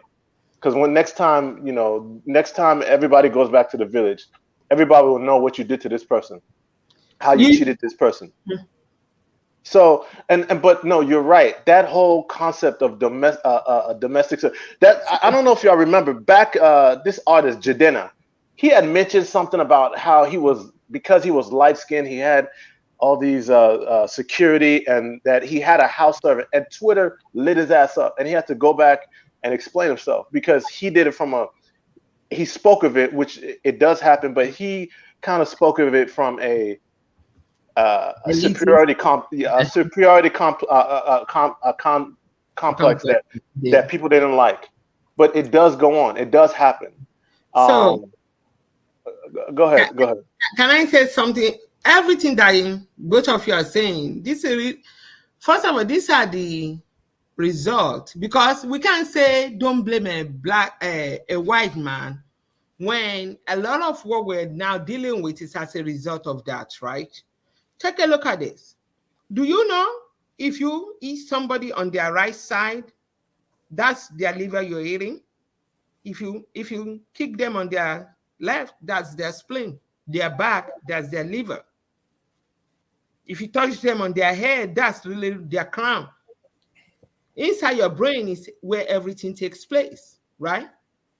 These days, I think one of the brothers was talking about how before, when they call us people of color, we are offended. But we are. Minus the day, I'm talking about looking from spirituality, that that if your chakra is open, right? To open your chakra, your pineal gland is open, is for you to be able to close your eyes and see purple, see green, see blue, see yellow, right?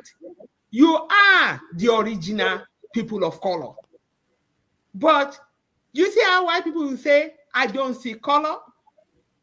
They really can't see. They are not blessed like that. That is not to say they don't because I'm not in their skin. I don't know.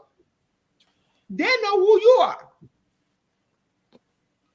Your liver is where your vitamin A is produced. They know who you are. The connection between your kidney and for women, their vagina, and for men, all this connection. Many of the diseases that we have today is a result of we beat each other to death. But what happened now? Well, one second. Before Missy Barr once she finishes, I'm passing to Miss Chantel. But go ahead, Missy Barr. I wanted to mention something to you. In order to enslave a group of people, how are you going to be able to enslave the strongest man? Oh, actually, right?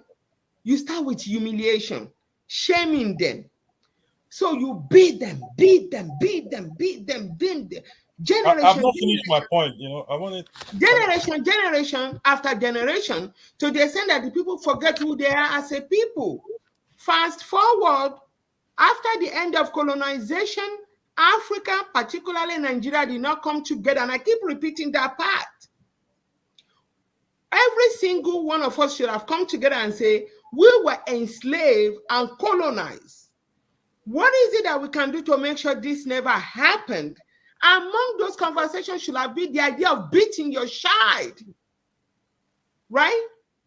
Till the day that my father passed, my father never raised his hand on anyone. But if my father look at you, you will wish that he has beat you instead of him touching you.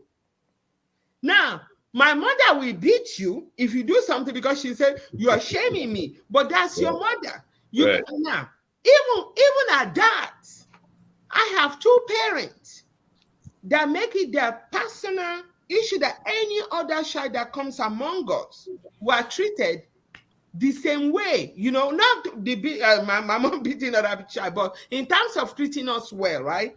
But what can we do if you don't know what you had before slavery? We don't know what we had before colonization. Everybody is just trying to make a buck at this point. What is it that they did to us at the end of colonization? They offer us a little visa, go ahead and travel, right? So where you have people like, what's his name? The guy that translates Yoruba into English. I forget this, Abatmakoli. where you can call Eshu. Anything bad is Eshu. But now the Yorubas are saying that was not the purpose of that line. That was not the purpose of it.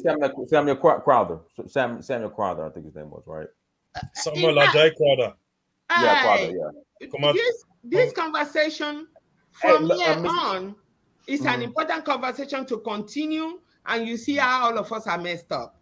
Guys, do me a favor. Hit the like button again, please. If you're in the chat room, do me a favor. Hit that like button. Miss Chantel, go ahead and unmute yourself. Go ahead. Yes, hi, greetings everybody on the panel in the chat. Real quick, let me get this out and then you can address me once I get my point out because I've been waiting a long time, Ibra. So first, when I came in, you were trying to justify using the word AKATA, which I wouldn't even teach my kid to. I wouldn't give him no reason to disrespect any Africans or anybody else with a disrespectful term. I don't give a damn where it originated from, how it's used. No nigga, no AKATA, none of that. I always check my son when it comes to the word nigga. Cut it. No AKATA, no nothing. You cannot justify, and I wouldn't even listen to an elder who would justify, in America, would justify using a bad term towards Africans. I wouldn't even have that. That's just foolery, number one. Number two, Ejisa, I think that's your name? Ejisa. Yeah, okay, sir. You spoke on, one second, sir. You spoke on discarding the word nigga and the history of nigga, where it come from, but you never spoke on whether we should discard the word AKATA. Like, oh, okay, no, so you guys said, hold on, sir, let me get it out, then you can address me. You can use AKATA, but we should stop using nigga. Both of those terms are disgusting, period. And number two, you spoke on the history of the African American, the Black Americans in this country being whipped and beaten and all of this stuff you said, right? And they used nigger at the same time they were doing it. Sir, you lacked any connection to your ancestors. I'm thinking, this is you calling them Black Americans. These are kidnapped Africans. This is your people. You don't have. It was for the context of the conversation. Real quick, I'm gonna be quiet. Let me get it out. You lack connection to your ancestors, your people. This may be my ancestors, we're descendants of them, but they are kidnapped. They were kidnapped Africans from your country, your people. You may be able to trace their bloodline to yourself. You had a lack of connection to your ancestors. Is that how the motherland see their kidnapped African relatives as some people? Okay, so I'm not going to quibble over terms because I'm just going to let me say this. I'll say this real quick. I'm not going to quibble over terms because that's semantics. Okay, I never said discard. All I was saying was context to it. Here you have Miss Ibar, a Yoruba woman. I'm not Yoruba, so I can't, but I do know that AKATA is a Yoruba word, and it was never meant as a derogatory. She just said it was a Black Panther. Suppose people here heard that AKATA meant Black Panther before, especially when Disney came out with the movie, they would have ran with it. Okay, sir, the fact we take it for negative shouldn't be used. The fact that you take it as negative, yes, when it's because not we know it to be a negative word, it shouldn't be used. If tomorrow,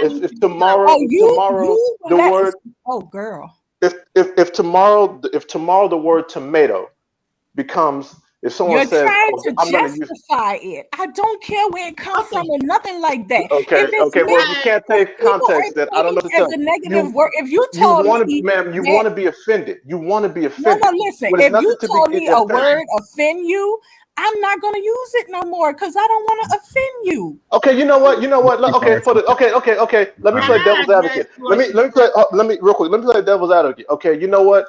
Ms. Chantel, you know what? I am non-binary. Do not call me he, call me they, okay? For the rest of the conversation, do not call me him, her. I want you to address me as they. I do not believe in gender, okay? So just call me they. Yeah, just call me they for the rest of this conversation. Because I don't believe in gender. I am not a gender. I respect that. I will call you what you because I want to respect you. This is my point. No, not you. They. No, not you. They. Call me they. I know. I'm saying just because out of respect for you, I'm gonna call you. You keep calling me you. I said no, they. sir. I'm saying because I'm not a respectful gender. towards you. That's what I'm saying I'm about calling English you. language. Go ahead. That's why Mr. you're Bud. calling me. Make a point. That's what I'm saying Again. about this English language. Let me make a point. It's Greek, Brothers.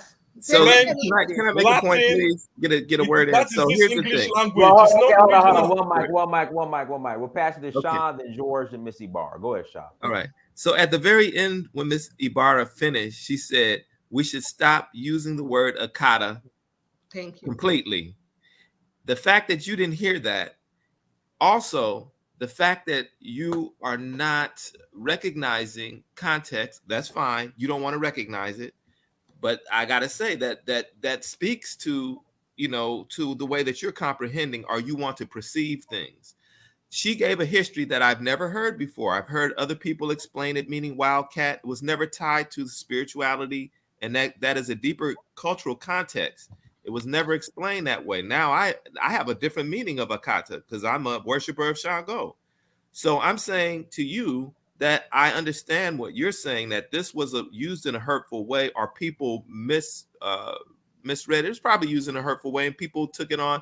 But again, I gave the story about Oyimbo and me not, the young man who calling me that, not maybe meaning anything of it, but in the context of what it was, I wanted to say back to him, fuck you. But I didn't do that because I wasn't at home and I don't know the ropes. And you know what I'm saying? I'm away from him. I'm not going to say that to him. But in the context of what he said, it to me, it can't be excused, right? Again, you're going to have ignorant people, but the important thing for you, Miss Chantel, is for you to have an understanding of it on different levels. So now you have a full understanding of the whole situation. If you want to choose to take it in a totally negative context, that's on you. And I'll land right there.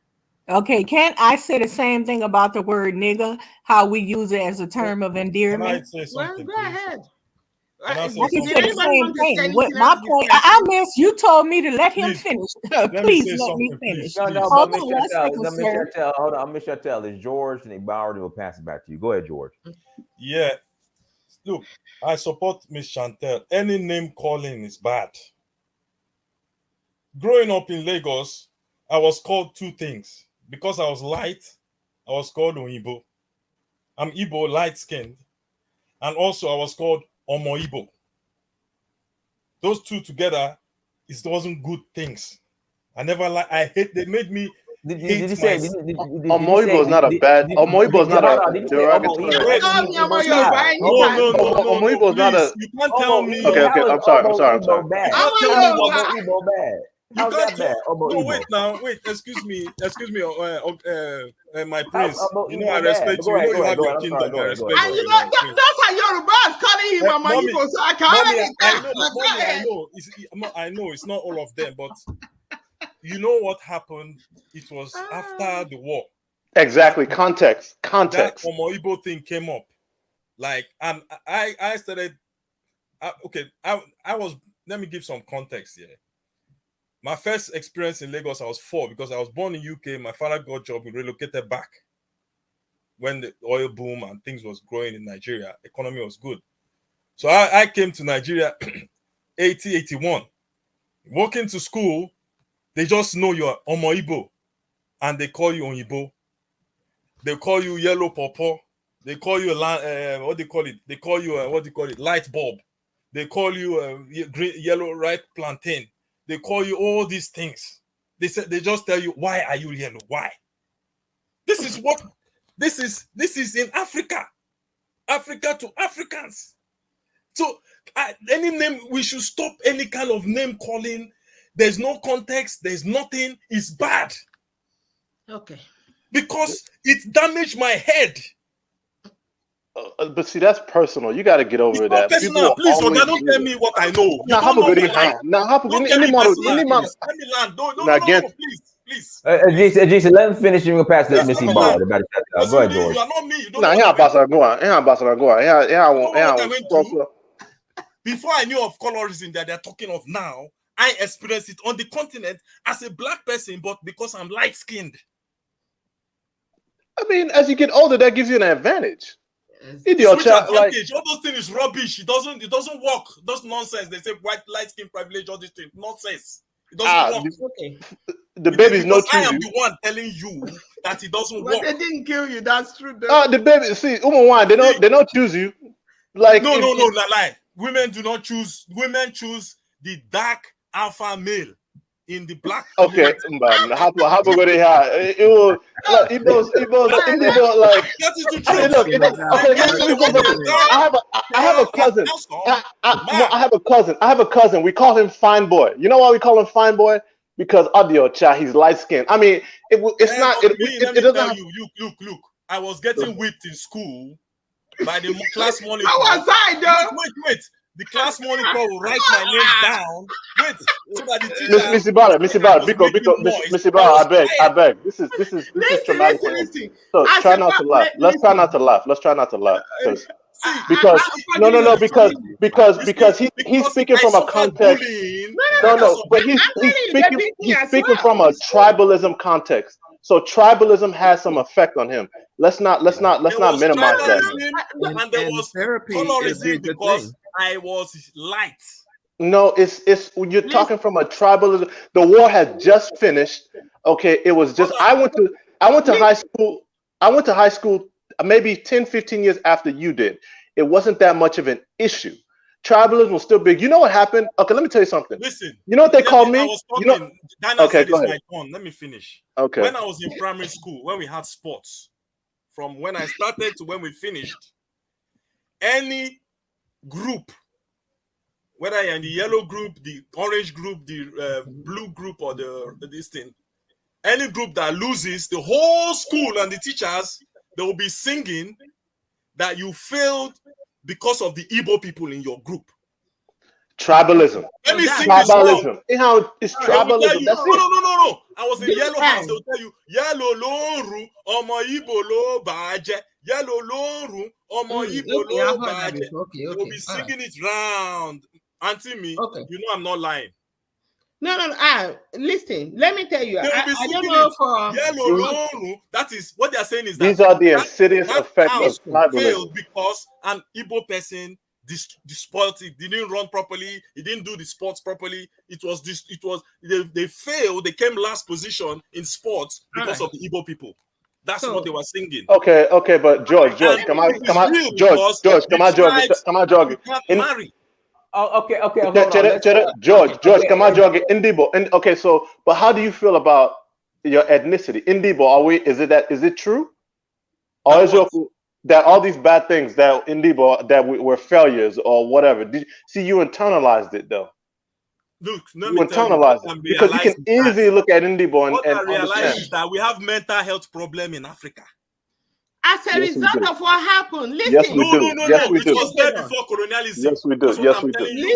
Really? Mommy. Well, there was. No. You see, you can't. That's the issue that I have with us as African, particularly Nigeria. You are willing at all times to excuse 200-300 years.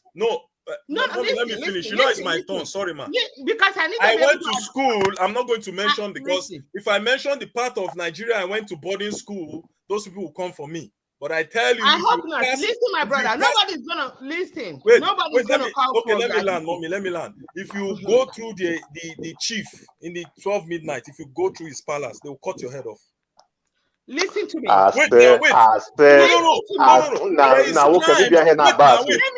Wait. Hold on. This conversation is going to somewhere else. Let's go. It has to go where it has to go because we have to stop behaving as if white people are the only people that are Okay. Hold on. Hold on, guys. George, 1 second, George. You got 1 more minute. I'm gonna pass to Missy Barr. Go ahead, George. You got 1 more minute. Go ahead. There is evil that was happening in some places still happening live. I thought there's no need of hiding. I will tell my own because that's it. There's times when they have their festival. They go out head hunting. Yes, I will say it because I went to my friend's place for weekend. I was in boarding school. My uncle came to look for me. He didn't see me. He was scared. He thought maybe those guys had got me. So is it white man that taught them that? I'm not going to mention the tribe. You know, they used to say they used to say the same thing about Ndingwa. Don't go to Ndingwa, Ichalangwa. Yeah, but Ndingwa was doing those things. Ndingwa, I went there. They didn't do anything to me. I went there and bought a school. Ndingwa didn't do anything to me. You. What do you mean? My mom, which is far older than you, which is almost 80 now, she knows what she told me about. Those are those old wives' tales. Yes, it came from somewhere, but they didn't do that. Like they said in Ndingwa, they eat people. They're cannibals. I went to Ndingwa. It's just kind of like when I was growing up. If you went into the bathroom, we were in elementary school. We would go into the bathroom and turn the lights off, and they Bloody Mary, Bloody Mary, Bloody Mary. Yeah, Bloody Mary. It's old wives' tale. Look, at some point, way back in the day, I'm sure when there was Dynast, forget this guy. I'm older than him. All right. My friend, how old are you? Somebody before. It's nothing you tell me. George, we got to move on. Missy Bar, you got a minute, and then I'm gonna pass the miss back to you. I'm gonna use more than a minute. Give me a second because I need to be able to address his sister. But let me address George where he started from. Okay, we are all willing to say it's not the fault of a white man, but if they didn't create envy between you, how can you attack your brother? The enmity had to exist. How can you be enslaved? How can you be colonized, right? So you say they call you yellow. My mother's father was not just extremely light-skinned, he was so yellow that he has curly hair. As far as I know, his father and his great-grandfather, all of them are black, right? When he has twins, his first children are twins. But his first wife was also a light-skinned woman. All those two, that lineage was so extremely yellow that, in fact, there is no other way at this stage of man not say, let's question, maybe they have, but we already know that's not the case, that black people can bear any type of skin tone, right? Now, you're talking about Nigeria became independent in 1960. You have civil war. You are up until that time, you are still being colonized, but you are willing to go ahead and say, let's excuse the effect of what happened. Let's just start dealing right now as if that didn't start from somewhere, right? Because we heard about how they use the N-word that lives in the house and the N-word that's outside of the street. We heard about it. But you keep saying it's not an excuse. I went to school with Igbo. In fact, my first husband was an Igbo man. Imo State, to be precise. And my son is still with his dad till today. You understand? My parents are from Mushin. All those areas were integrated with Igbos. I can't begin to tell you how many of my family, cousins that end up marrying Igbo for whatever reason, that we still do things together. I went to school with Igbos, and it's true that maybe somebody might call you Omo Igbo, but if you internalize the issue, again, we're talking about going to colonization, right? End of colonization. Here is independence. Everybody is integrated with each other. There is still some resentment. So when I say that we have to come together and say, never will we let this happen, is somebody calling you Omo Igbo? I would say, like I said to the sister, is somebody calling you Omo Igbo, yellow skin, which my grandfather was, right? Which I have aunts. I had an aunt that died at the age of 99 very recently. In fact, I don't know what you would call her if you can't call her yellow. That guy on the chat. You understand me? Are you saying that? Listen, my brother, listen to this. Listen, let me finish my thoughts so that I can try. Let him finish, bro. Hold on. All the names we call each other. Maybe it is time to take a look at the damaging effect of that name, because I'm telling you what it is. If I'm telling you that when you close your eyes, you should be able to see all the different colors. As I'm looking at you, that I can see. I'm telling you what it is. And I'm telling you that calling each other names, the damaging effect of calling somebody nigger, why the last word that you heard was somebody putting a bullet in their head. Because we're saying that it's now a time of endearment. Motherfucker, it's time a time of endearment where a black brother and sisters during slavery were forced to sleep with each other. Because I don't know what is so funny about what it is that we're so upset. Listen, my sister, I can say it without come on. I have never used the word, listen to what I'm saying. I have never used the word AKATA to call anybody, to address anybody. Because for whatever reason, it was not a name that we use in my house anyway. I did not grow up with it, so neither do I use. I can't be angry enough and call another black person a nigger. It's just not in me like that because I knew where that word is coming from. Now, if you saying, don't call me AKATA, fine. I have no issue with it simply because you have 54 countries in Africa, right? Yoruba is just a minuscule part of that entire 54 country, right? Up until I came to the US, I never heard that word before. Only when I started moving among certain Yorubas that I heard them calling their children, not you, but their children AKATA, to identify them as Americans. Now, listen to this.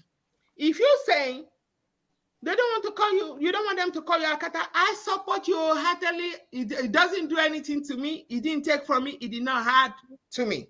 But what I'm saying that you might want to pick this game. When you're saying, don't call you AKATA, but you don't have a problem with somebody calling you a nigger, and the last word before somebody shoots you is that word. Again, you're going to have to... Mommy, please let me say something. I want to address some people in this crowd because I'm talking of my past. And they're George, let her finish. George, cool her down. Man, just cool her down. Listen, you see, this is everybody have. You see, this is what we as black people we have issue, right? We have African center people. One of our issue we were able to be enslaved. And where we still have a problem with us is, I'm talking to myself. Let's say I'm talking to me, right? What I'm saying, that thing may not affect you. It may not have nothing to do with you. But maybe the sister that asks the questions, she may just ask the question on behalf of those who still have issue with the word AKATA.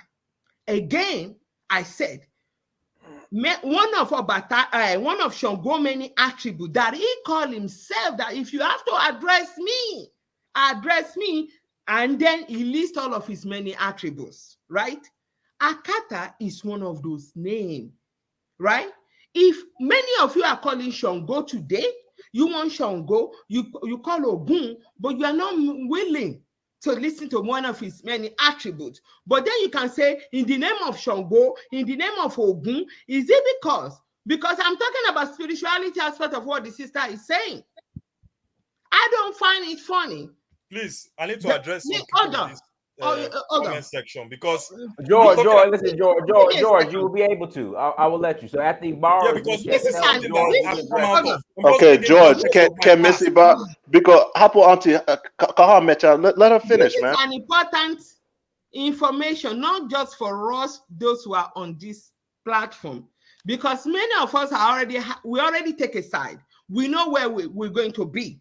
But I'm saying, for those who are out there that still having questions, AKATA is one of many Shango's attributes, right? That's what he called himself, because Yoruba particularly like to do something called Oriki. Oriki is when they start from your father's lineage. They go back to your forefathers. Oriki, they start from your mother's lineage. Today, FBAs, those who are enslaved, everybody, they call it them rap. Before it was rap, Yoruba do something called Oriki. And they speak similarly in the way that you are rapping today. For those of you that does not know, just go ahead and YouTube Yoruba Oriki. You will see how they started, and then you can start seeing what you are where you've been, where you're going, right? Now, as for the sister, why will I justify the word AKATA? Why will I justify the word nigga, right? That we're justifying, we're making light. The enslaved and the colonization affect my father's lineage to the extent that my family, they wrote a book, and my father was saying that it get to a point that people were going from one neighboring country to another to kidnap children just to have a baby, because the women can no longer have children because of slavery, because of what was done to them. Nobody dare question me, what my family have been through in this world. Nobody. I make no light of the fact that when a black person going to die, that word is going to be the last word that they heard. We're talking about how these people destroy our DNA, where they force brothers to sleep with sisters. That we talk about the word motherfucker. Black America don't mind the word using the word motherfucker all the time. Now you have Africans using the word motherfucker.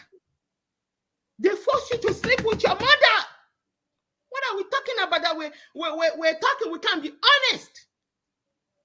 Right? Somebody step on your toes. Well, look at what was done to our DNA, what we have to fix. We got some repairing to do. You don't want to be called AKATA because you were being called AKATA as the same as being called nigger or motherfucker or bitch. Do what you do. I'm not upset. I'm not going to use the language. I'm not going to use it on you. But at some point, though, each and every one of us have to start taking accountability of where we're doing. You're going to have to take accountability of your DNA, because one of the things you have to do with your DNA is to make sure what happened to us before never happen again. Let somebody else take over. Yes. Can I say something now, Dynast, please? Well, George, let Miss Chantel. Then we'll let you. Then George will let you vent. All right, go ahead, Miss Chantel. Yeah, I mean, you keep trying to justify the word, but as I stated earlier, if it's offensive to me, then why continue to use it? Just as if I was to call you a name and you explain to me that's offensive, or if I came across Africans saying that it's offensive on social media or in the streets, if I came across them saying that's offensive to them, I'm not going to use it anymore, and I'm going to teach my kid as well. Don't use that word because that's offensive to people. To anybody when it comes to any offensive word. I don't care what color you are. Actually, I'm not trying to offend you. Why would I continue to use a word that you feel offended by? So, I mean, you can justify it all day long. If a person feel offended by it, then you simply don't use it unless you want to offend them on purpose. And to eat Jisa, I think it's pronounced Ijisa. Sorry if I pronounced it wrong. Ijisa. Yeah. You had said earlier, when I try to explain to you, you told me you want to be called Day. And I say, okay, I'm going to call you Day because it offends you if I call you Jesus. So you kind of misunderstood me or something. And my conversation got brushed because you were saying I kept calling you. No, I'm saying that because you're offended by me calling you Jesus, rather you would have me call you they. That's what I will call you Day so that I don't offend you.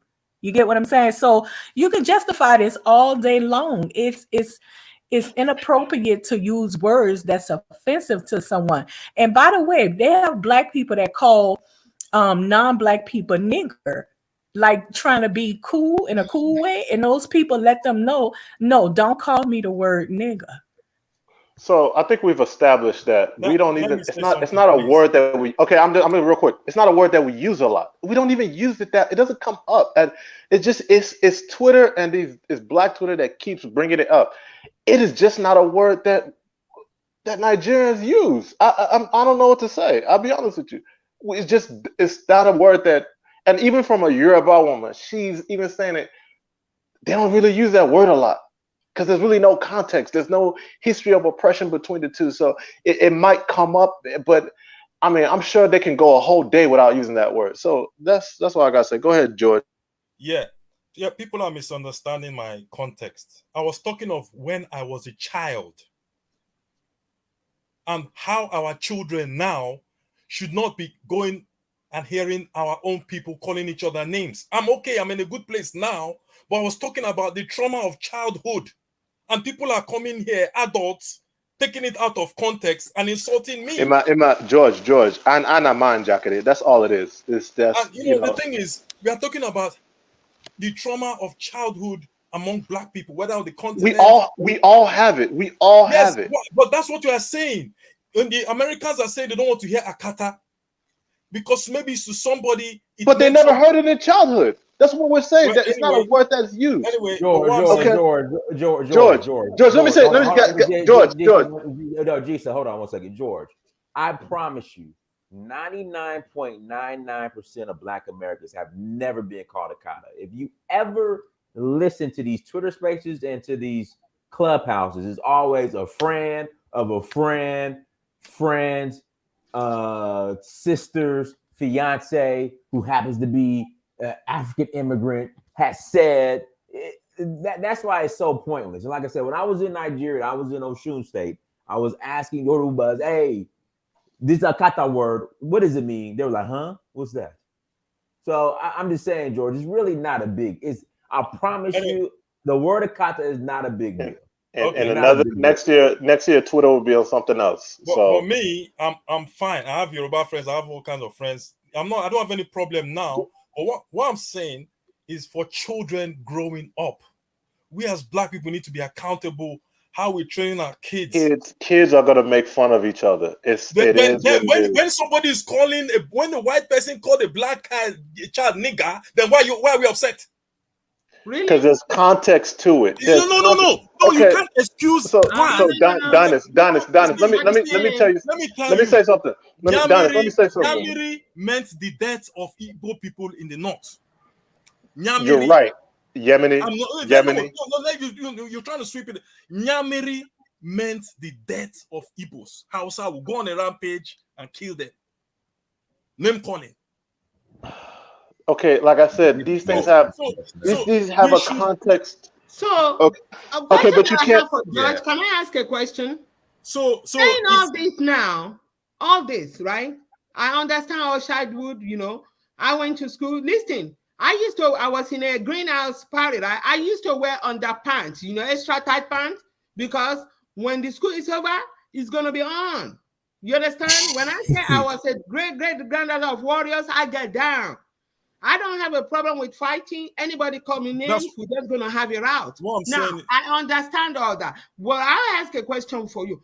Saying somebody call you names, which is terrible, because somebody call me names, I told you we're going to fight, right? That's it. So that's what I'm saying. Somebody call you names. No. Listen to this, brother. Do you think it's enough for us not to move forward? No, we should move forward. In the context of international affairs. No, we need to move forward, but we need to also tell them of our own past.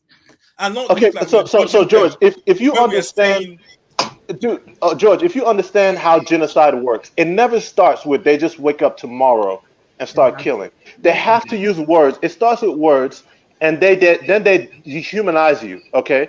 So they first dehumanize you, and then they start using window pogroms were happening in the north against Ndibo. It didn't wake up one day and start doing that. They start using words. You get on Radio Nigeria, and the presenter is saying certain things against certain people, but it starts with words. So what I'm saying is it's always going to happen. But there's always a deeper context to it. It's political strife. It's fight over resources. This was orchestrated by the British. If you understand, all those countries in the 60s that got their independence, within 10 years, they were in civil strife. Within 10 years, whether it be the French, whether it be the British, okay, there was always civil strife. Look, tribes have always lived amongst each other, and there was always warring between tribes, and there was always trade between tribes. Whenever there was a scarcity, a dearth of resources, usually something would happen and they would go to war. Right? This is just life. Okay. Let me tell you something. And I went to my parents sent me back to Nigeria to go to high school, right? I was kind of tall for my age, and if you see the way I look, my facial features, maybe someone will say, I've seen Ethiopians think that I'm Abisha, or but in Nigeria they would call me Onyasa. And as a 14-year-old, I was maybe about 6 foot tall. So, and that's not common in Nigeria for someone, to be 13, 14 and be that tall. And going back from Nigeria, going back from the United States to Nigeria, I had this level of independence that most teenagers don't have.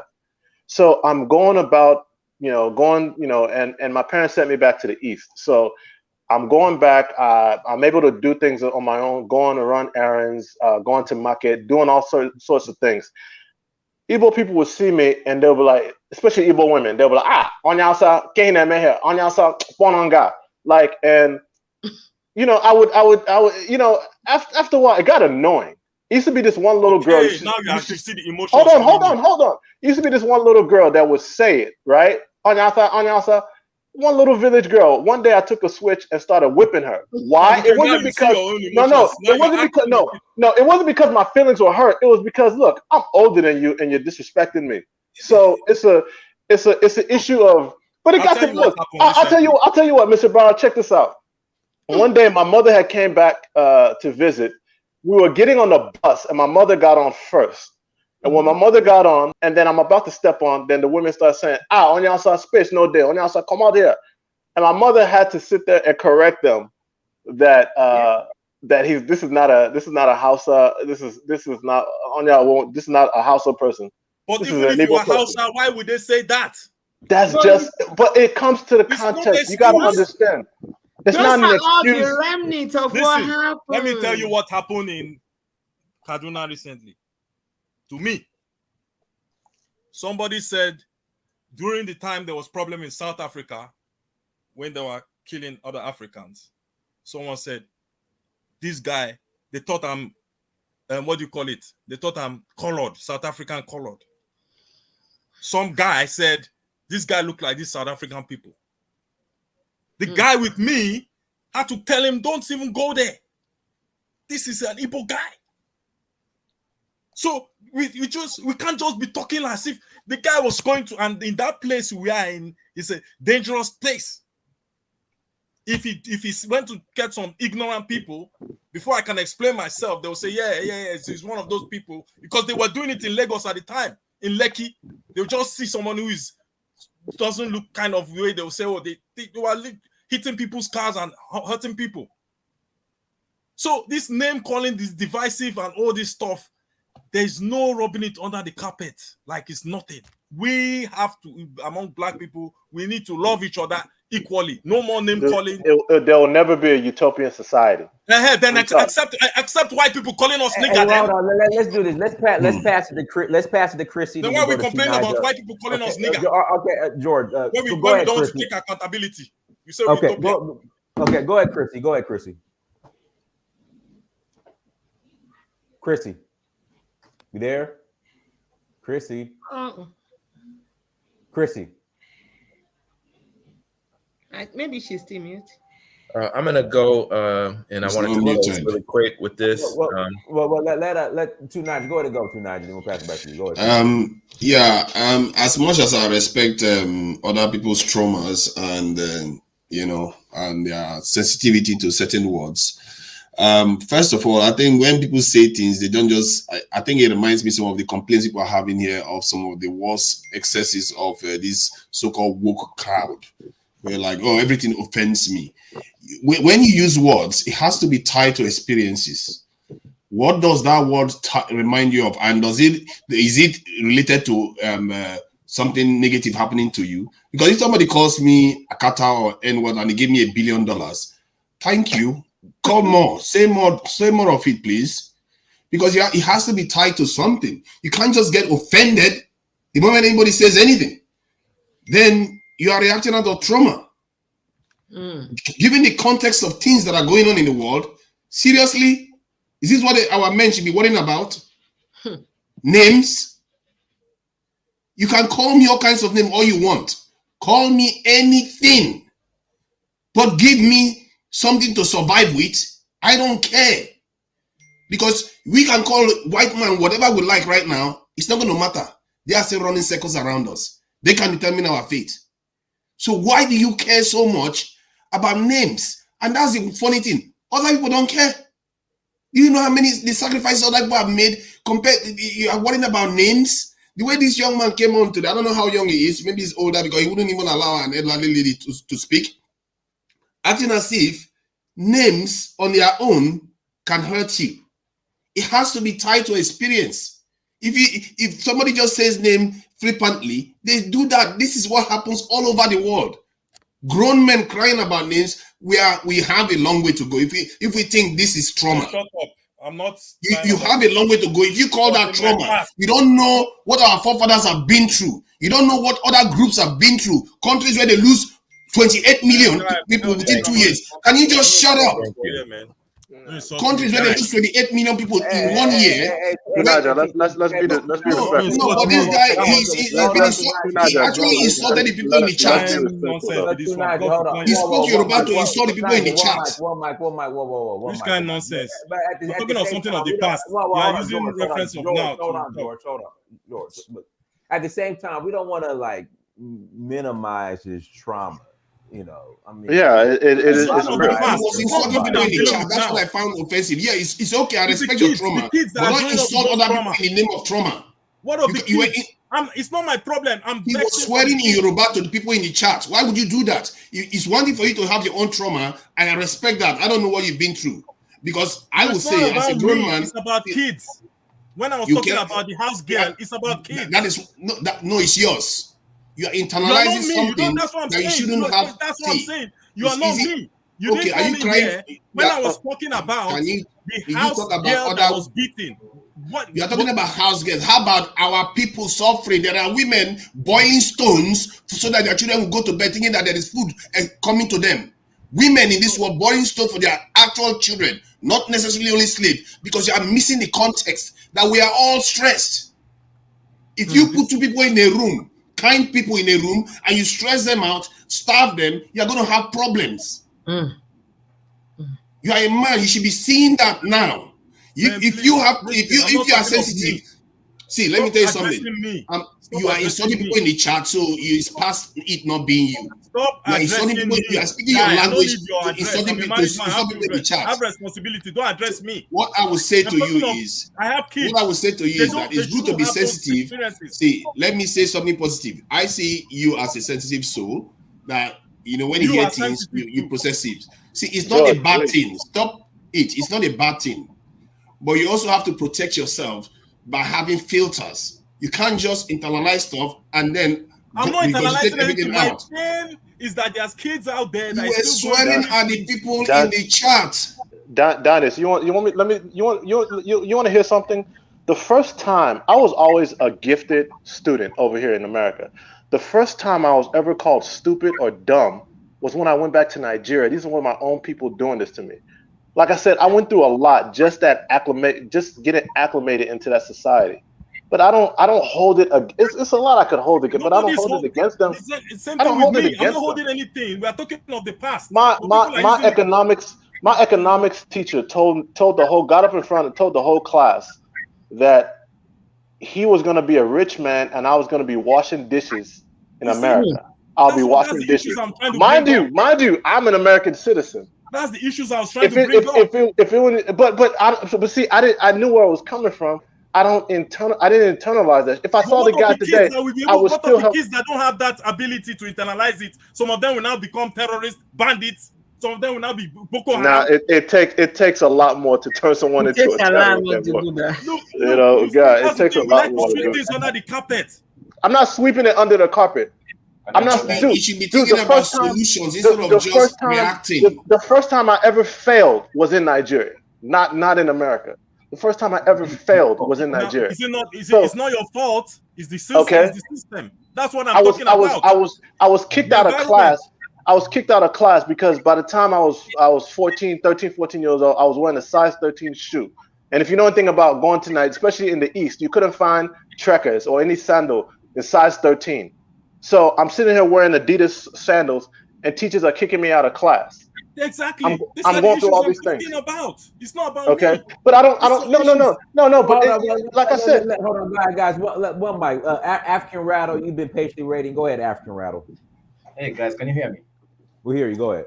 Let me address the topic first because we've been veering off. Okay, the AKATA thing. I'm not West African, so I'm not 100% an expert on AKATAs and things. But what I can say is a lot of African Americans are quite disingenuous when it comes to these names, because I see people say, African Americans say, oh, Nigerians don't like us, Africans don't like us, and I'm like, okay, how many Nigerians do you know actually? Exactly. It's usually they don't know, they know one Nigerian, or they know one African that they met at work, or they don't even know anyone. They just heard from. I don't say that, and I know a lot of Nigerians. Listen, no, I'm saying most people. You're the exception, but most people they haven't even met. Most people never heard the word AKATA. Most African Americans never heard the word AKATA. So what are we talking about here? So I'm saying online they say, okay, Africans online. Let him finish. Let us finish his point. Let's just hear his point. Talk. I'm saying many people say they generalize and they say, okay, Africans don't like us, and I'm like, okay, how many Africans have you met? And they haven't met many. They've met like 2, 3, and one out of the 3, one of them maybe was disrespectful to them or something, or they had an altercation. And again, and then I see African Americans so free with the N word, and I see so many African American comedians like Dave Chappelle, for instance. He performs crowds of white people calling himself a nigger, and I'm like, okay, so I'm sure, even though I don't know the word what AKATA means, I'm sure nigger is worse than AKATA. So I don't understand why you're so upset with AKATA, but nigger is fine. And even non-black people in America are allowed to call you the N-word. So it's a disingenuous argument. You guys are just a whiny. I will say my own. Wait a minute. I'm African American. Call them let me speak to that. I'm an African American, and I can speak to this. Can I finish, guys? You're from East Africa. You're disagreeing. Let African Rattle Can I finish? Can I finish? I didn't interrupt anybody. Go ahead. Number 2, that's the first thing. Number 2, I think it was an African American scholar that said that we are a race that is cursed with petty differences. Like we are cursed with petty. Like we are busy discussing. Like I support what Tunija said. Tunija said a grown man should not spend his life worried about a word or a name. Exactly. I understand, okay, the N-word has a context in the African American community, but arguing over names, like, here's the thing, George, I understand what George is saying, because I am a very light-skinned person myself. I'm a black man who's very light-skinned. Where are you from? But I'm Kenyan. I'm from Kenya. So here's the thing. I'm struggling with George, though, because I don't understand how you can claim that being light-skinned in Africa is a struggle. Do you know how much? Please, do you know how much? Do you know how much? Let me talk. No, please, I don't like all this rubbish. No, I'm talking of when I was young. I'm not talking of now. No, listen, I'm talking about me now. We're talking of issues of past. Stop addressing it like it's my current state of mind. No, okay, That's yes. insulting to me. You're from the Horn. Can I talk now? I'm talking about myself. Not because you call my name. Everything is not about you. I'm referring to what you said. Then why'd you call my name then? George, cool down, man. Cool down. Boss, can you stop being so emotional? Just go ahead. I forget all this English. You don't be telling me emotional. Everybody's emotional here. If you're not emotional, you're not a human being. Okay, guys, let's do this. Let's pass it to Christy. Go ahead, Christy. No, well, African Rattle was trying to finish. Let me finish and then I say, listen, in Africa, I don't think anybody struggles, any man struggles with being light-skinned. I get so many chicks for being light-skinned. So I don't know what you say, what you mean. Okay, yeah, maybe you were made fun of, but in my past, I don't think all those things is not an issue for me. But when you guys are making it to be like it's a now thing, that is insultive to me. I'm talking of, look, we have children growing up in Africa, and all these name callings and all these things and all these tags and all these stuffs. We need to raise responsible kids.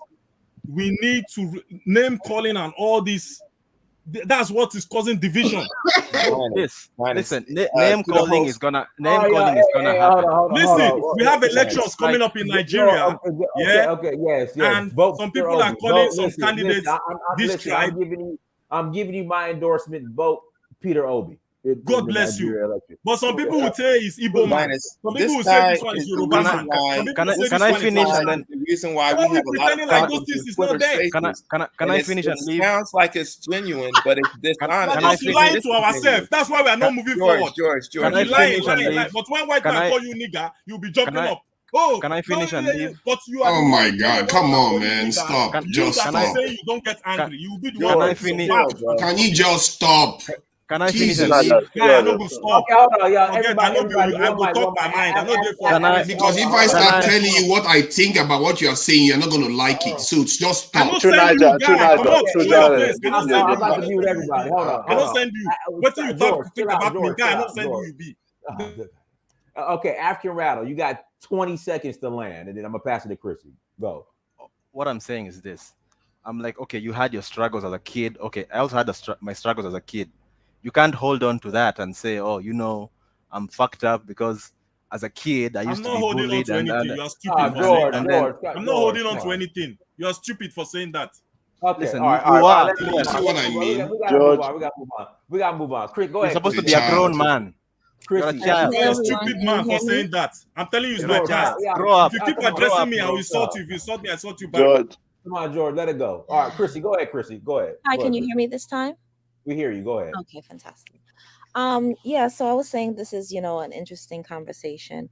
I'm actually gonna have to agree with Miss Chantel this time because I'm married to an African man from West Africa. I don't hear the word AKATA very often. Probably once, maybe twice, I've heard the word used, right? But I've never known it for anybody in the US. It's not a positive term. All right. I understand there's context and all that kind of stuff. I've never heard the term used in a positive way towards Black Americans. And I think people coming from, like, I know a girl from, Ghana, she just came, we were talking and she said, oh, the AKATAs, whatever. And I said, well, that's not considered a nice word here. She didn't know what I was talking about. But I think if you're in the United States of America, it is not a nice term towards Black Americans. We're going to have to be honest about that. You know what I'm saying? That's one. Number two, I would like to address this whole thing, everybody going back and forth with George. I'm a little surprised because I think that we get on here, we talk about, what white people did and what things white people said, what white people did and all that kind of stuff. But I think what George is trying to bring to the forefront is interracial, that combativeness towards each other. And everybody's just like, there's gaslighting, there's deflection. And, when white people do that to us, we don't like it. So I think that if we're coming on here as a forum, what I'm saying? If we're coming on here as a forum, as Black people to talk, because when we come on here, we talk about different traumas. FBA talk about their trauma, non-FBA talk about their trauma. We talk about Black versus white trauma. Now we talking about Black on Black trauma. It's not funny. You know what I'm saying? Chrissy, we're always going to do it. He's not, I don't think he's saying that, oh, right now, X, Y, and Z. If you're talking about something from childhood, and this is what we do as Black people towards each other as well. We have very little compassion for each other. I'm all for truth and speaking truth to power. I think a lot of times we come on here, we speak about the truth, and sometimes the truth cuts, sometimes the truth hurts. But I think that, at least for me, compassion towards each other. I'm not saying you gotta wrap baby powder, rub behind, and put on diaper and all that kind of stuff and knock him to sleep. But I mean, just a little bit more compassion towards each other. As far as the AKATA word, I understand there's a history X, Y, and Z, but in America, it's not used in nice. Now, yes, is there contradiction? Absolutely. People saying nigga all over the place, but then you're offended by AKATA. Yeah, is that contradictory? I get it. I see the contradiction. But if we're trying to work towards being accountable as people, being compassionate towards each other, and being more unified instead of divided, I just don't think it's progressive. That's just my 2 cents. I think what you said about the AKATA language is accurate. I think what happened was that when he went to the US, somewhere along the line, it became negative. somebody, when I was growing up in Port Harcourt in Nigeria, when they use those terms, they use it to refer to people that come from overseas in a positive way. And I never knew about the history until I came to the West. And as a matter of fact, I came online and I heard that it was a negative term in the US. So this is where the confusion occurs, because when people come from Nigeria and they come, or Africa and come to the US and find out that it's negative, the Americans don't understand that, because some Yoruba or Igbo guys came to America and started using it in a negative way. And that's something that anybody that knows it will stop using it. Like me, I would never use it. In short, I never really use those type of terms anyway. Thank you. We don't use it like that. Yeah, we don't, especially when you know it's offending somebody. You don't deliberately want to offend somebody. That is not nice to do. It's just polite behavior. And about the terms where we are trying to equate the general terms we use on a daily basis within community versus what another community uses as a term to remind us of oppression, especially given in the context that they tend to use it. Context matters a lot. If somebody says, "Oh, my nigga," as a friend, it's different. But when somebody's telling you in a negative way, like when they're telling you go back to your country, N-word, now you start seeing that, okay, this is not this is meant in a mean way. So people have to use their common sense to an extent, because if you are just triggered by a word, then you are like one of these generation whereby the moment anybody says anything, everybody jumps into their throat. We don't need that. That's just going to paralyze society, because words lack clear, precise meanings. There is what they call word precision. People cannot say exactly what they mean. And if we start taking offense with everything anybody says, we're going to paralyze ourselves with arguments. Exactly. I do agree with Yes, that as yes. well. Can I say one last thing, Dynast, and then I bounce up. Hold on one second. Let me read this super chat, and I'm gonna pass it to Shaw, because I know Shaw was wanting to say something. Hold on. Okay. Children will name call based off anything. However, it is the responsibility of the adults of the group to strike down insults that are tribal, ethnic, or racial, especially. Hold on, I can't even read that part. Own group, respect is foundation. Oh, here we go. Within your own group, especially within your own group, respect is foundation. Okay, appreciate it, Rob. Exactly. I'll be honest with you. If I have children, it's something that we used to do as Black people in this country, and they still do it, where we make fun of. If you think about it, and I'm sure Dynast can agree, we have all sorts of jokes for skin color, for darkness, but we really can't. There's not really your mama jokes or jokes for someone that's light skinned or white. Like, we don't know. It's like a glitch in our head, and I even experienced that. So one thing I would never, if I have children, if I ever hear them making a joke about the darkness of someone's skin, yeah, I'll beat it out of them. But I'm not gonna have them doing that. That's one thing I wouldn't do, as far as because of the trauma that it causes people. But yeah, that's one thing I wouldn't do. So but go ahead, I want to respond to the African rattle. I think that he's being disingenuous, as he's saying African Americans are. I would also say that I get the feeling that if he's not from the Horn, then he's from an ethnic group in the Horn. And this brings to mind, if he's familiar with, and I say this with much respect, I must preface before I say this word, that a brother told me about this word, and he says, it's something that you don't want to really be saying a lot, especially with people in regards to people in the Horn. So in a Twitter space previously, a gentleman from the Horn was saying, I detest the word nigga, and you guys use that, you guys shouldn't use that, and So I said, well, what do you know about the word gala? I said, what does that mean? He says, oh, that means black. And I said, yeah, and I heard that's a word. This guy was from Eritrea. I said, what is, and how is it used? And it was used derogatorily, which I know already. It's a word that's used derogatorily toward the Oromo people. And so as the conversation went on, he then had to make the connection of, well, I'm aware of this word that is being used in your area of Africa toward other groups and even toward each other. And it's a negative word. And he had to admit, okay, yeah, you're right. We do use that word, and it is bad, and it's negative, blah, blah, blah, blah, blah. So the reason I brought that up is because this brother who clearly... Can I respond to that? Okay. Okay, I don't know why he muted, went on mute. he muted himself. I don't know why he went on mute. But what I'm saying, I've never heard of Gala. I'm from Kenya, not Eritrea, so I don't know much about the Eritreans. And okay, what I'm saying is, my point was, like what Tunija was saying. I think we get so hung up on these words and stuff.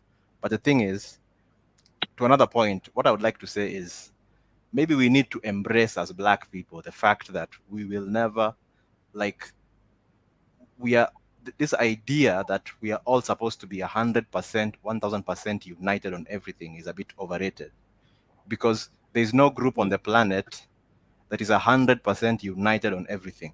Exactly. There will be petty things, there will be petty issues among all groups on the planet. You think Europeans like each other? There's a name the Dutch have for the Portuguese. There's a What name did you say earlier about African Americans, though? Because I forgot what you said, and I wanted to what I said is this. I said, whatever the Nigerians mean by AKATA, it can't be worse than the N-word. It can't be worse than what your ancestors. It's bad. I'm not excusing it. I'm saying I'm not excusing it. I'm saying you shouldn't profile Nigerians for AKATA, but then you're fine with the N-word being said by people. So that's what I was. That was my point. Okay. Then what I was that was my point. And then I was saying, maybe we need to understand. Maybe we need to agree that maybe we will not be 100% united on everything. Better. Some groups. Listen, the Portuguese fight with this other European group. The Irish and the English don't agree with each other on everything. But when it comes to whiteness, they are 100% united. Exactly. Against you. Better. So this idea that we are supposed to be 1000% on the same page all the time on everything. I don't think anybody's saying that though. Right. No. That is the mentality of a lot of people. The mentality the mentality is, just let me finish and then you go. The mentality is, a Nigerian should 100% respect me on everything. I don't have that. We have Nigerians in Kenya. Sometimes we argue. It doesn't mean that it's hatred. It's just sometimes we will not agree. We will diss each other. We will make fun of each other. It doesn't mean that it is war. It is just the fact that we are different, and we will have some jokes against, and we will say some things that are a bit left. It doesn't mean it should be war. There's no group on earth. The Indians and the Pakistanis are the same people, but they beef. But when it comes to economic interest, social interest, they come together. But we cannot. But Africans, we cannot like figure that out. We have to be like, oh, don't disrespect me. You stepped on my shoe. You said this about me. So all right. Yeah. Can I just go ahead, Missy Bar. Go ahead. I'm not responding to anything you say. I'm just adding on to what you said. Okay. Again, I'm going to start with the word AKATA because it seems like there is an issue there, right? The Indians and listen, I just Pakistanis to wrap that AKATA one more time. I am a Yoruba. So are my forefathers and foremothers, right? I would say AKATA is an attribute of Songo that everybody is calling themselves today. Fine. If AKATA, that I don't use personally, it's not in my day-to-day vocabulary, so it's offensive, people should stop using it, right? I found calling Black people nigger, so I don't use it at all. I don't use the word motherfucker, unless, and in fact, let me take that back. I do use the word motherfucker, but do you know why I refer that word to? The very people that enslave us, because they are the original motherfuckers. Because we are their forefathers and foremothers. Raping us, that is the definition of motherfuckers. You understand? So in that way, I refer to them a lot like that. That's who I address that to. But Black people, we tend to use the word motherfucker. We don't understand. Is it that we don't understand the pain, or we're trying to re-injure ourselves? Again, all these things we're talking about epigenetic memory, right? Okay, are we saying that we don't have any positive attribute that we as Black people can call ourselves, right? Or the African people can call ourselves, that every time we come online to talk about the international decision are being made about what happened to the planet, or what happened in the world, where we, the original people, are excluded from that conversation. Again, I'm saying somebody stamp on your toes. You can address that. Is that so important that another black person step on your toes? That is it. We can't move forward. We can't do anything anymore. Why the incomplete, the people that rape your forefathers, the people that destroy you, the people that make it where you don't know that they are not, that you don't know that the original people, that you have to start leaning down to white Jesus, that those people are coming back now, listen to me, black people, African, whatever you call yourself, enslaved people, however you address yourself, but are you not the original man and woman? I'm asking you, these last 2 years happened. These people make a decision about the entire planet. We are not the same people. They make a decision that you have to get the Jews. So many of you lost your job. So many people get the Jews and died. And regardless, are we saying these last 2 years have not taught us anything?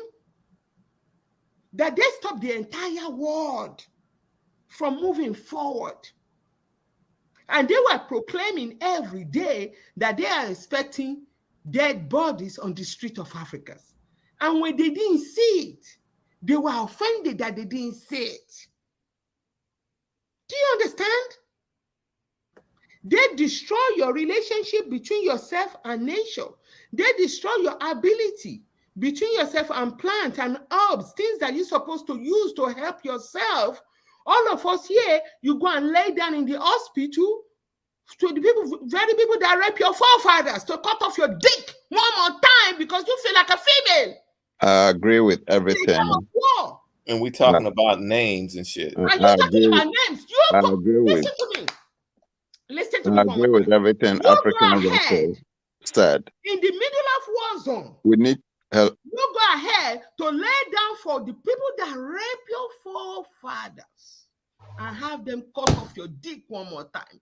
You have black women running around here talking about I'm the man, I'm the woman, and when they feel like it, they beat you down to the ground like a dog. Is that not far much more important than somebody calling you AKATA, the same name that Shango used?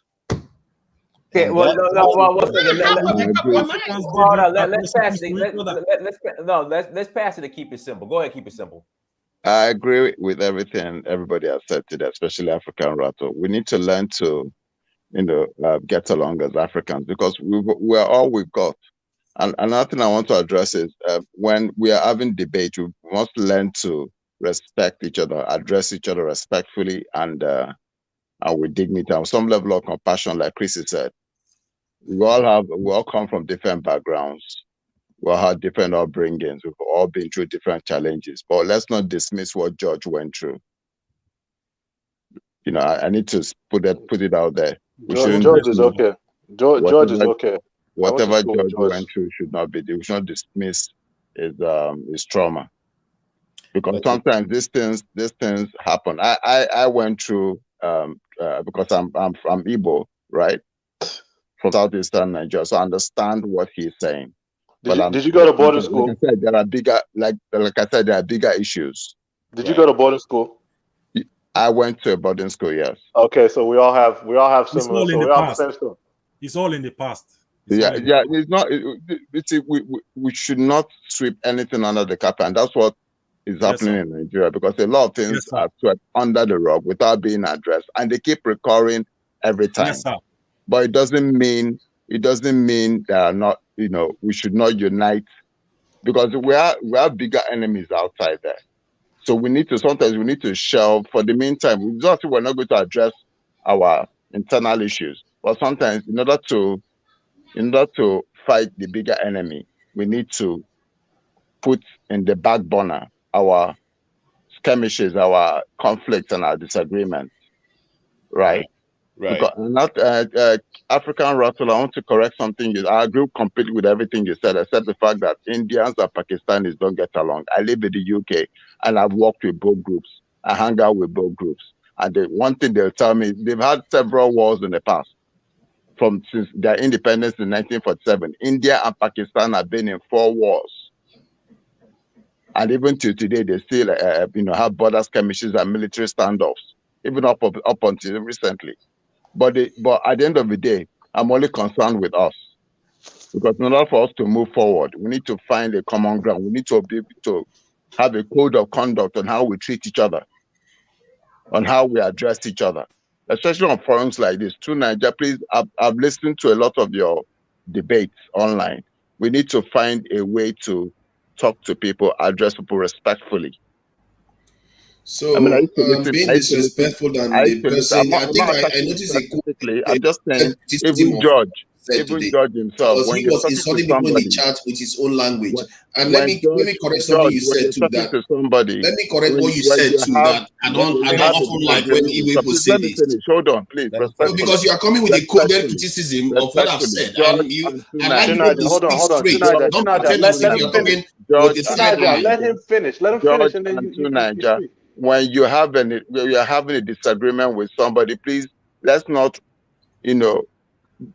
go down the route of insulting or But disrespecting you somebody tied or calling names. insulting to Igbo people, as if Igbo people are the only people that are insulted. If anything, is the opposite. Igbo people insult every other group around them Look, more let than me any finish. other Let me people. finish Stop. tonight. And this Don't is tie what it I'm to Igbo saying. people. You've already said what you want to say. I'm not just addressing you. I'm also addressing George.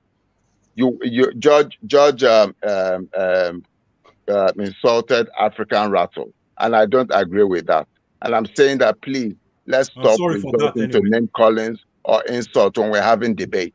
When somebody is speaking, give them ground, give them space to to say whatever they have to say, and then when you wait your turn. So it all starts here. Well, But most importantly, we have to elevate superior ideas versus inferior ones. You can't just say argument, everybody should just come and say whatever they like. No, we have to encourage positive ideas instead of we trying to tear each other down. I'm not in support of us arguing each other, arguing with each other. I'm not in support of that. Tunaja, where are you from? What If part of anything, Nigeria I came here because of that reason, because he started speaking in language, insulting people in the chat. I agree Tunaja, what part of Nigeria are you from? Always elevate. Why are people so obsessed about that? Where you're from? I mean, No, what part of Nigeria? I'm just interested. What part of Nigeria are you from? I'm in Nigeria. That is good enough. Okay, let me explain myself. But you're from Rivers, right? You're from Rivers State, right? I'm in Nigeria. See the picture, then I do. Yeah. Let me explain myself. Yeah, I'm not talking about. Me as I did fine. I don't have any problem. Well, everybody had whatever they went through childhood. I was just trying to bring the context of name calling that is happening in the African community, African American community, what they experienced, some people growing up and feeling they were called AKATA. And I was saying on the continent, all those things were happening. Other people too were being called names, but I was talking about my own and all of that. And also something that happened to me recently, that somebody wanted people to attack me because he was pointing at me as a South African, which is what this thing is about. He was like, this guy looks like those South Africans that are killing our people in Nigeria. And there's crowd. Has anyone noticed a reduction in the use of those N words and the kind of word that they used to describe women in the African American community recently? I think there has been a slight reduction in those terms, actually. Maybe the trends are going in the right direction, because if I may be mistaken if it's only me, but I've noticed a reduction in the use of the N word and MF word and B words. I've noticed a reduction in them. I was in a group of Pan-Africanists last night, and we were talking about the word nigga, and people were saying, I'm going to use the word nigga because I want to use it, because I like to use it, and that's it. And I said, well, okay, I don't think we should, and if we do, maybe at the right time in the right place. However, it's interesting that the word AKATA is actually tied to our spiritual system. Yes, I'm talking about the Yorubas. And now that I know that Shango has a name, and I'll be looking to research that, name AKATA as one of his praise names. When I'm giving Oriki to that Orisha, I can use that praise name. This is the context of that word. You're not going to disappear the culture. You're not going to disappear the culture because the word has been taken out of the culture. In fact, what should be done is that it should be brought out that this word is connected to this aspect of spirituality amongst the Yoruba people. That will Mr. give a Shah. whole complete different context. Mr. Shah, let me say something. Okay, that's what you said about the meeting we had with Pan-Africanists. That's what I was trying to say. I was trying to say, you guys, I think Mr. Shah and Dynast are the only African Americans here. I'm guessing. So what I would like to say is this. The fact that so many African Americans will defend the N-word, and I'm a fan of Kendrick Lamar, and he was performing some years ago with white people, and he was mad that one white person used the N-word, and it was kind of a thing.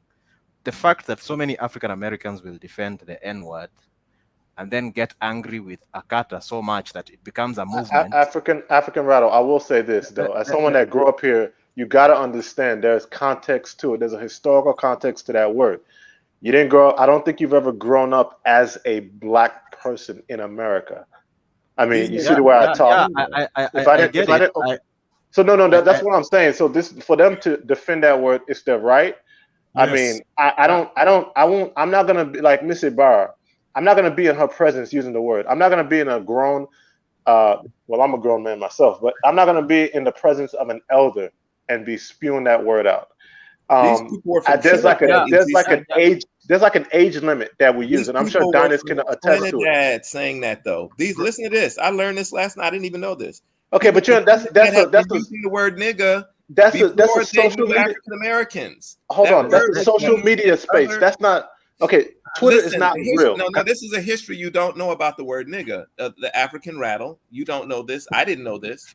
That the word nigga was not only used by African Americans, was used by Caribbeans too. But Europeans, they were calling that word was transferred through Europeans to those places, and they didn't even know that we were.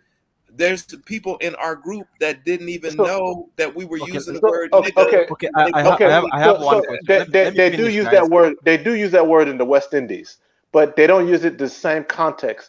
It is just that African America. No, hold on. Well, I'm talking about with the A at the end, with the GGA. No, they say nigga. Hold on. That's because African American culture is so pervasive that it's flipped the word around. Okay, no, but even in their everyday context, they told me that last night. They told me that they have been using the word since the 1800s. I can tell you about the word. I didn't finish, guys. Oh, sorry. Go ahead.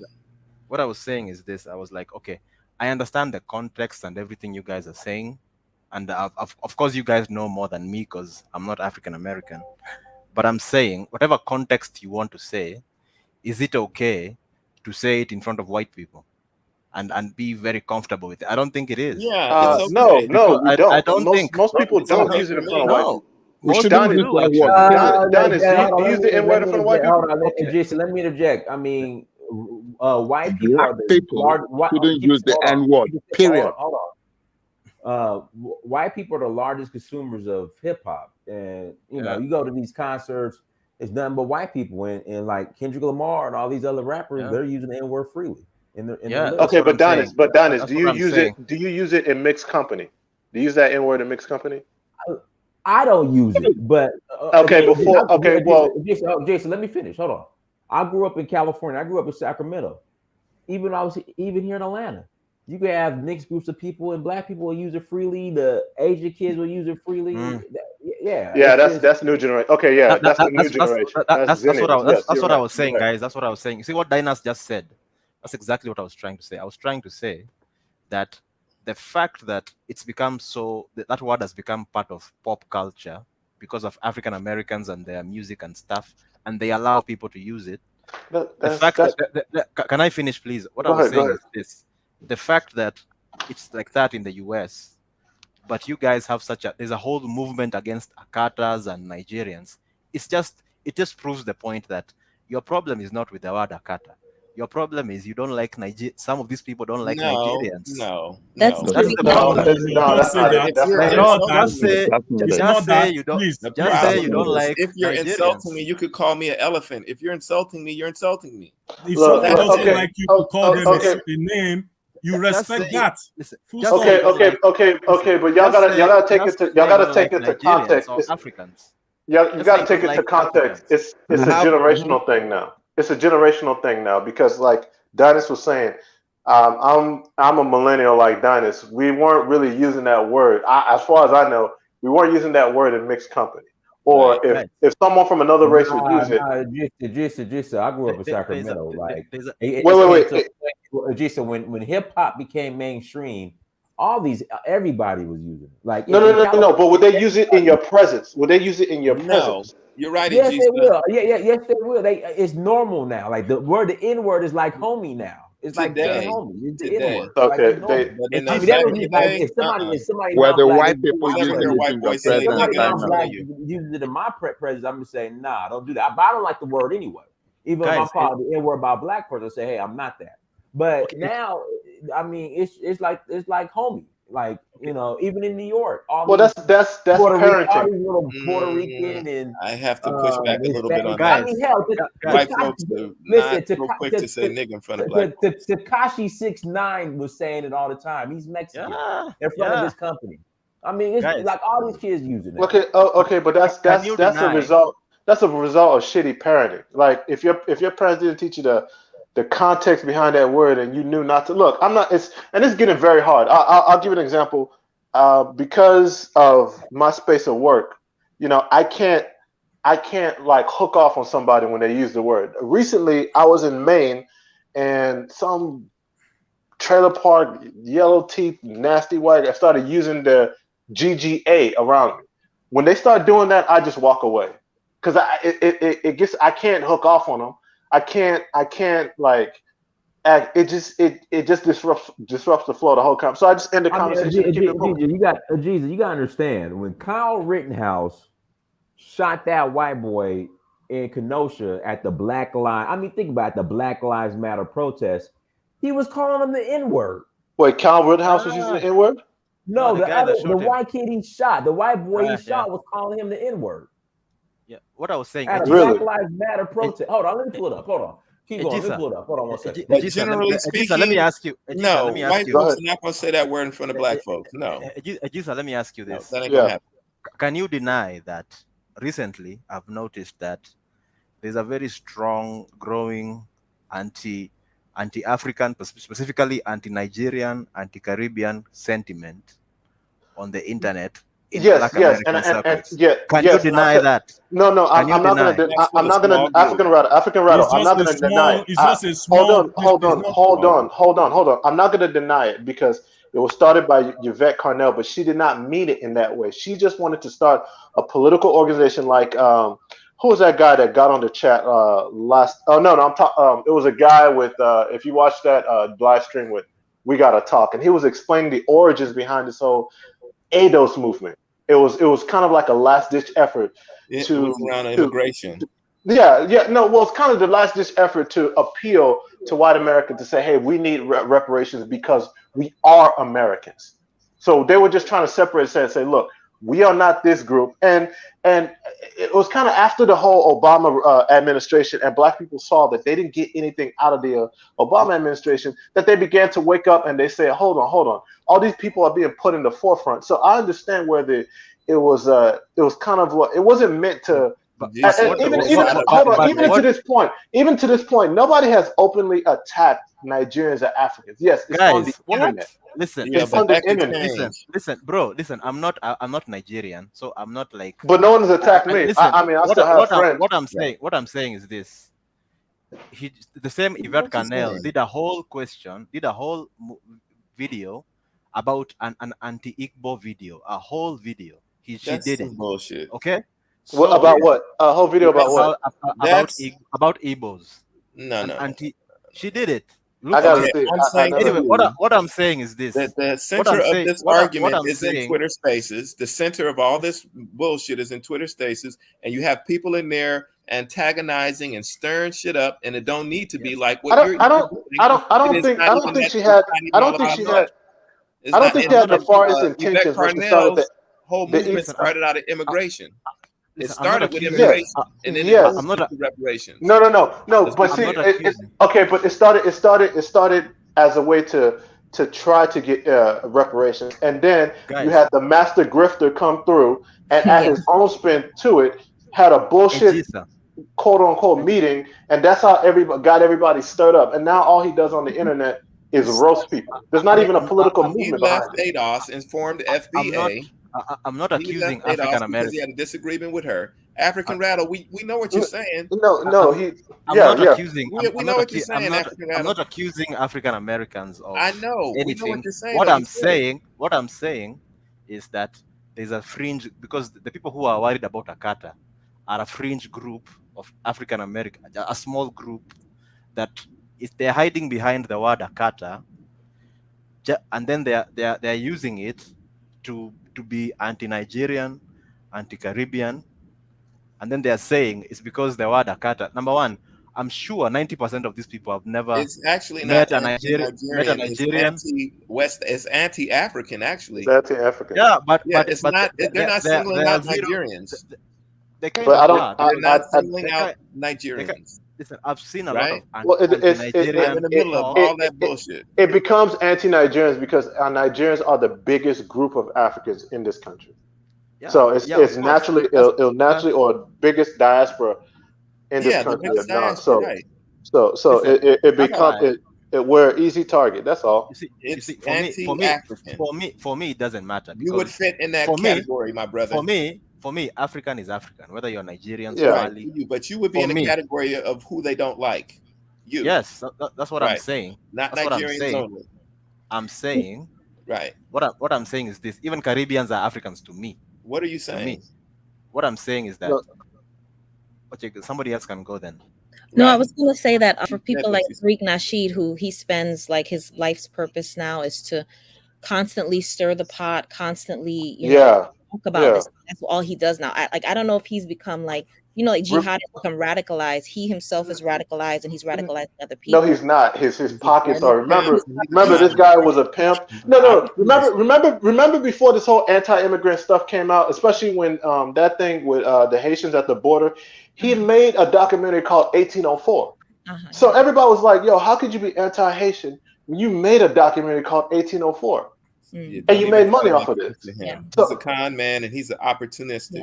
Yeah, that's all it is. I mean, look, I have to give Yvette Carnell her credit because she actually tried to make this a political movement. She brought presidential candidates to a summit. It was an actual summit. It was organized, and she was trying to make it to a political movement.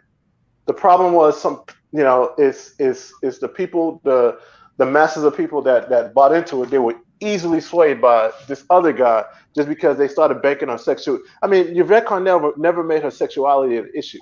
Nope. You know, but they started. No. Just, it had nothing to do with her sexuality. No, but they used it. They used it to split the group. They used it to split it. They just backed Marcel Dixon, who's LGBTQ. That's true. Yeah. So it had nothing. No. I'm talking about the FBA. No, I'm talking about how FBA splintered from the whole ADOS. How FBA. Yeah, I mean, but FBA just backed Marcel Dixon. Who's Marcel Dixon? The guy from South Carolina? Yeah, the guy from South Carolina who's LGBTQ. Who's an opportunist and a turncoat, because originally his platform and his conversation wasn't in alignment with the FBA. When they endorsed him and start supporting him financially, now he's taking on their whole conversation, and it's very disingenuous. Yeah, but like I said, Tariq Nasheed, black people want to be entertained. Tariq is a great entertainer. We have a very, very short attention span. I'm sorry, especially when it comes to politics. We want to be entertained. Bill Clinton comes out with a saxophone. Vote for Bill Clinton. Kamala Harris, she'll come and do a little dance in her AKA ski weed, black folks. That's what it is. It's just Tariq's entertaining, and that's why black. Yeah, but it killed the whole ADOS movement. It killed it. It killed it because it was actually because he's more entertaining. That's why. Let's keep it simple. Because he's more entertaining. Tariq is worried to change. Okay, so then ADOS then people can't complain. You can't complain. You can't talk about cut the check. Cut the check based on what? You can't complain anymore because it was an actual movement taking form. It was in its infant stages, and they killed it. They killed it before it could even go anywhere. I signed a petition for reparations in 1986 when I was in college. I signed a petition at a big event, and they let this person speak, and the person spoke about reparations. We've been doing this. African Americans have been talking and doing stuff about reparations, and the momentum of that since then got it to be able to be studied by this, this HR, whatever this bill is that they're studying it. That's the work of not no FBA. There was no FBA. FBA is a non-entity really. It's a group of young people who got influenced by somebody, and they want to have a voice, and they're not very learned. Sean, let me pass it to Chrissy, then I'll let Larry close this out. But to be honest with you, Cobra's been doing more work as far as for reparations than any other group. But go ahead, Chrissy, then we'll pass it to Larry. Larry close no, it's just from earlier. Something was stated about the N-word in the Caribbean. In the old country folks, older folks, that generation, they use the word "old nigga" to really disrespect somebody. When you call somebody an old nigga, it's like the person is a bum. They're not doing nothing with themselves. And even if a person is, but you say, oh, that dirty old nigga over there. So it's not a term that's used very often. It is used in a derogatory term. Now there is the recent import of the term nigga to the Caribbean. Yeah. But you don't hear a lot of young people use it. It's not really a part of our culture. People don't really go around saying nigga, nigga, nigga. You might have a few young people who are trying to act Americanized, but it's not something we really use, to be honest with you. But the old nigga, yes, the older generation, especially country folk, they will say it as a disrespect. And sometimes you'll have other people saying it just to have, we have various terms for disrespect. But yeah, the term was a British import. I don't know the history of how the British used it or how much, but it turned into something that's a disrespect. But it's not something we use as an endearment. Has not really kind of integrated into the culture in that way. I just wanted to bring clarity to that statement, or bring a bit more context rather. Okay, let me read the comment. I can hear your accent and tell who you was raised around, Dynast. It's funny because people think I'm not a Black American, born and raised, I'm not FBA, ADOS. Who was I raised around? Tell me who I was raised around. Yeah. Really? By definition, yes. Oh, okay. Even I knew that. And I'm not even American. Even I knew thought that he was Dynast African American. I didn't know he was FBA. What's the difference? What's the difference? The difference is that you have a group of people who are calling themselves FBA, who are talking shit to Africans and Caribbeans and stirring up a whole bunch of mess and creating a big problem for us African Americans. That's the difference between an FBA and an African American. Okay. FBA, okay, I'm sorry. By definition, I'm FBA, ADOS, Freedman, by the definition. So the lineage. They talk about lineage. You're part of that lineage. Yeah. Right. Some people think I'm first generation immigrant. I don't want to take up too much of your time. I came on specifically because in that title you had that word, the N-word, and I need your help on this, Dynast. I've reached a stage in my life when I see Black Americans using that word, I can't tell whether it's a term of endearment, whether it's an attack, what the history is. There was something I wanted to play for you. I don't know if you let me play. It's a short video. The backdrop to this, it's on a radio station, a small radio station. They're two Black Americans. And they get into it, and that word comes up a lot. And maybe you can look at that and you can tell me when that word is being used as a term of endearment, when it's being used as an insult. I can't tell. That word is being used so much that it's become confusing. Can I play that video for you, Dynast? Yeah, it's a short video. Yeah, go ahead. Okay, I'll share my screen.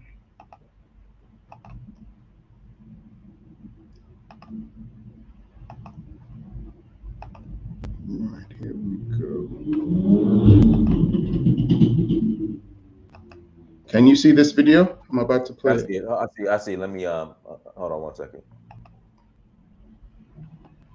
Should I mute myself when I play? Or yeah, you gotta mute yourself. You gotta mute yourself. Okay, I'll mute myself. Go ahead and play it.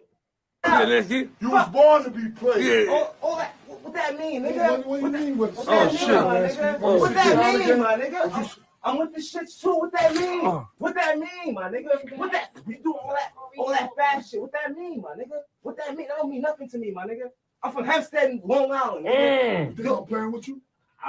You think I'm playing with you? Huh? What? Say I won't. Say I won't hit you in your jaw. Say I won't hit you in your jaw. Excuse me. Say I won't punch you in your fucking jaw. Gotta go back to my seat. That's your seat, nigga. Sit down, man. Yo, Lex, I ain't gonna. 1,032 people in here. Yo, that look cost. Look. Man, fuck all that old shit, nigga. 1,029 Man, fuck all that shit. That look cost from 09. Oh shit. You sat down though. Yo, want me to sit you down again? Yo, you disrespecting my man. I don't give a fuck, nigga. You ain't no shit. You a fat boy fan. You a fat boy fan. I came here, nigga. I came here, nigga. I came here. I know your glasses. Oh shit. I know your glasses, nigga. No, let me hold on. Watch his glasses. Watch his glasses. Figure his glasses. I don't want to violate his glasses. Don't let him violate his glasses. Oh shit. Oh shit. Huh? I will kill this nigga in here. Calm down. Yeah. Take those Peabody glasses. Oh man, stop it, nigga. Stop the whole fucking. I'm not playing with you, nigga. Sherry, calm down.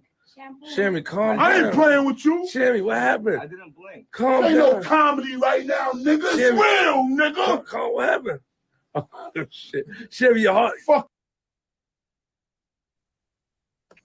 I mean, alert. I'll that's the video, and I just wanted to say from that video, I can't tell when it's friendly, when it's Larry, and that was the purpose of this live stream, because when I first started, I think I was like 20 or 21 years old, I went back home to Sacramento, and I went to a club. I think the club was called The Tent. I think that's the name of the club, something like that.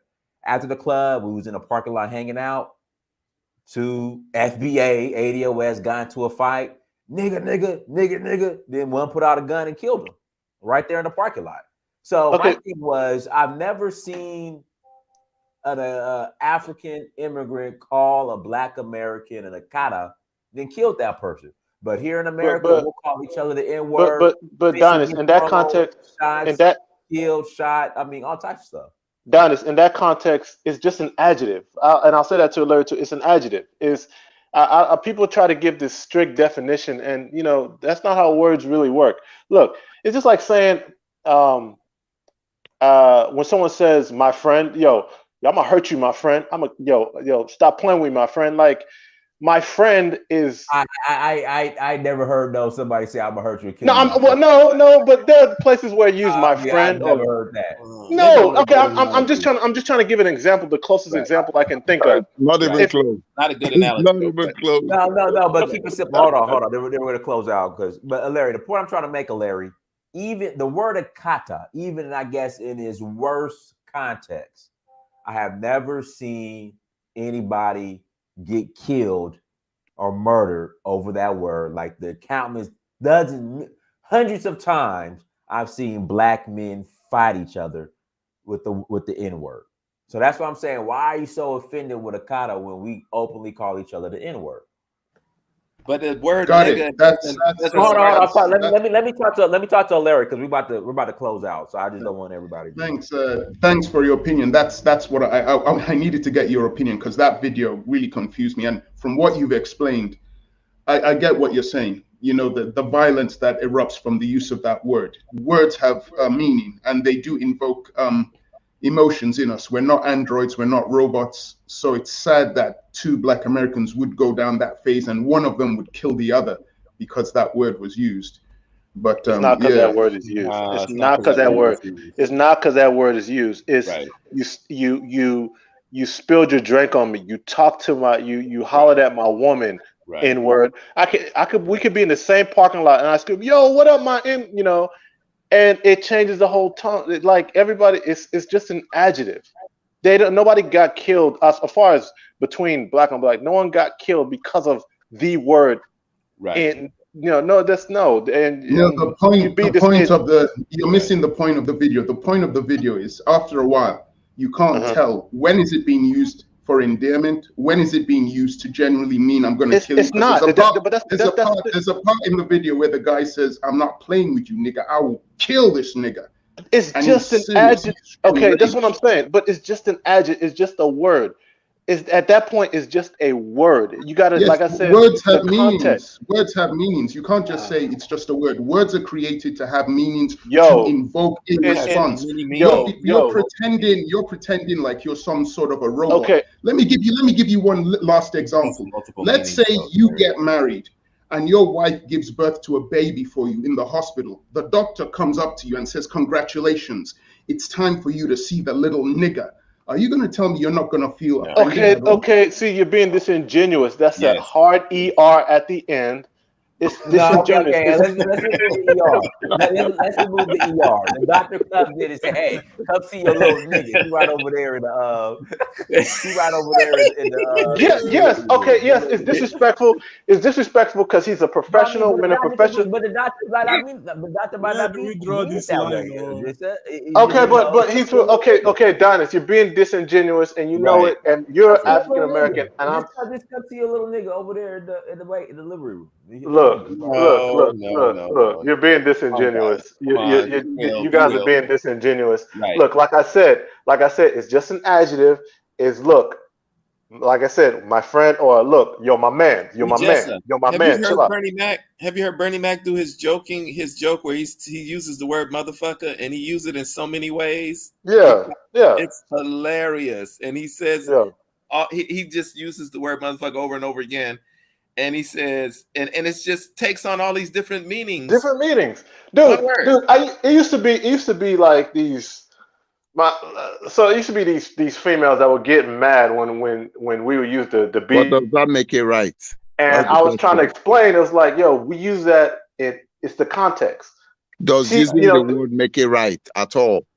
It's the context. We are the only group of people. No, we're not. We're not. Actually, we're not. Wrong. It's human nature. The Jews don't use that. The Jews don't use the K word against themselves, within themselves. Thank you. Do they? I heard there's a time when the Yoruba priests will, certain women will use swear words in terms of their spiritual invocations. They will cuss and swear as part of their spiritual thing. All right, so we're gonna close out. So basically, AKATA, depending on the context, it could be good, it could be bad. That's what. As with any word. So they need to let it go. So FBA ADOS, depending on the context, AKATA is cool. It could be bad, but just don't automatically get offended when you call it. There we go. Right. There we go. And George, Ibu my man, okay? Chill out, man. Ibu my nigga. I'm okay. Ibu my man, okay? I'm just talking of my past. Ibu my homeboy. Ibu homeboy, my guy. Don't get him started. Don't get him started. No, George, we went to school together. George is the type when in boarding school, we have what we call owite, and you go to George, his cupboard is full. You be like, George, I beg, find me a small cupboard. No, I can't. My mother said I can't give you. Yeah, that's George. That's George. We all know George. Okay. We all know George. Hey, hold on, everyone. Thank you so much for joining. Like, share, subscribe. Until next time, family. That is Mr. True. All right, stay blessed. Good job, man. I got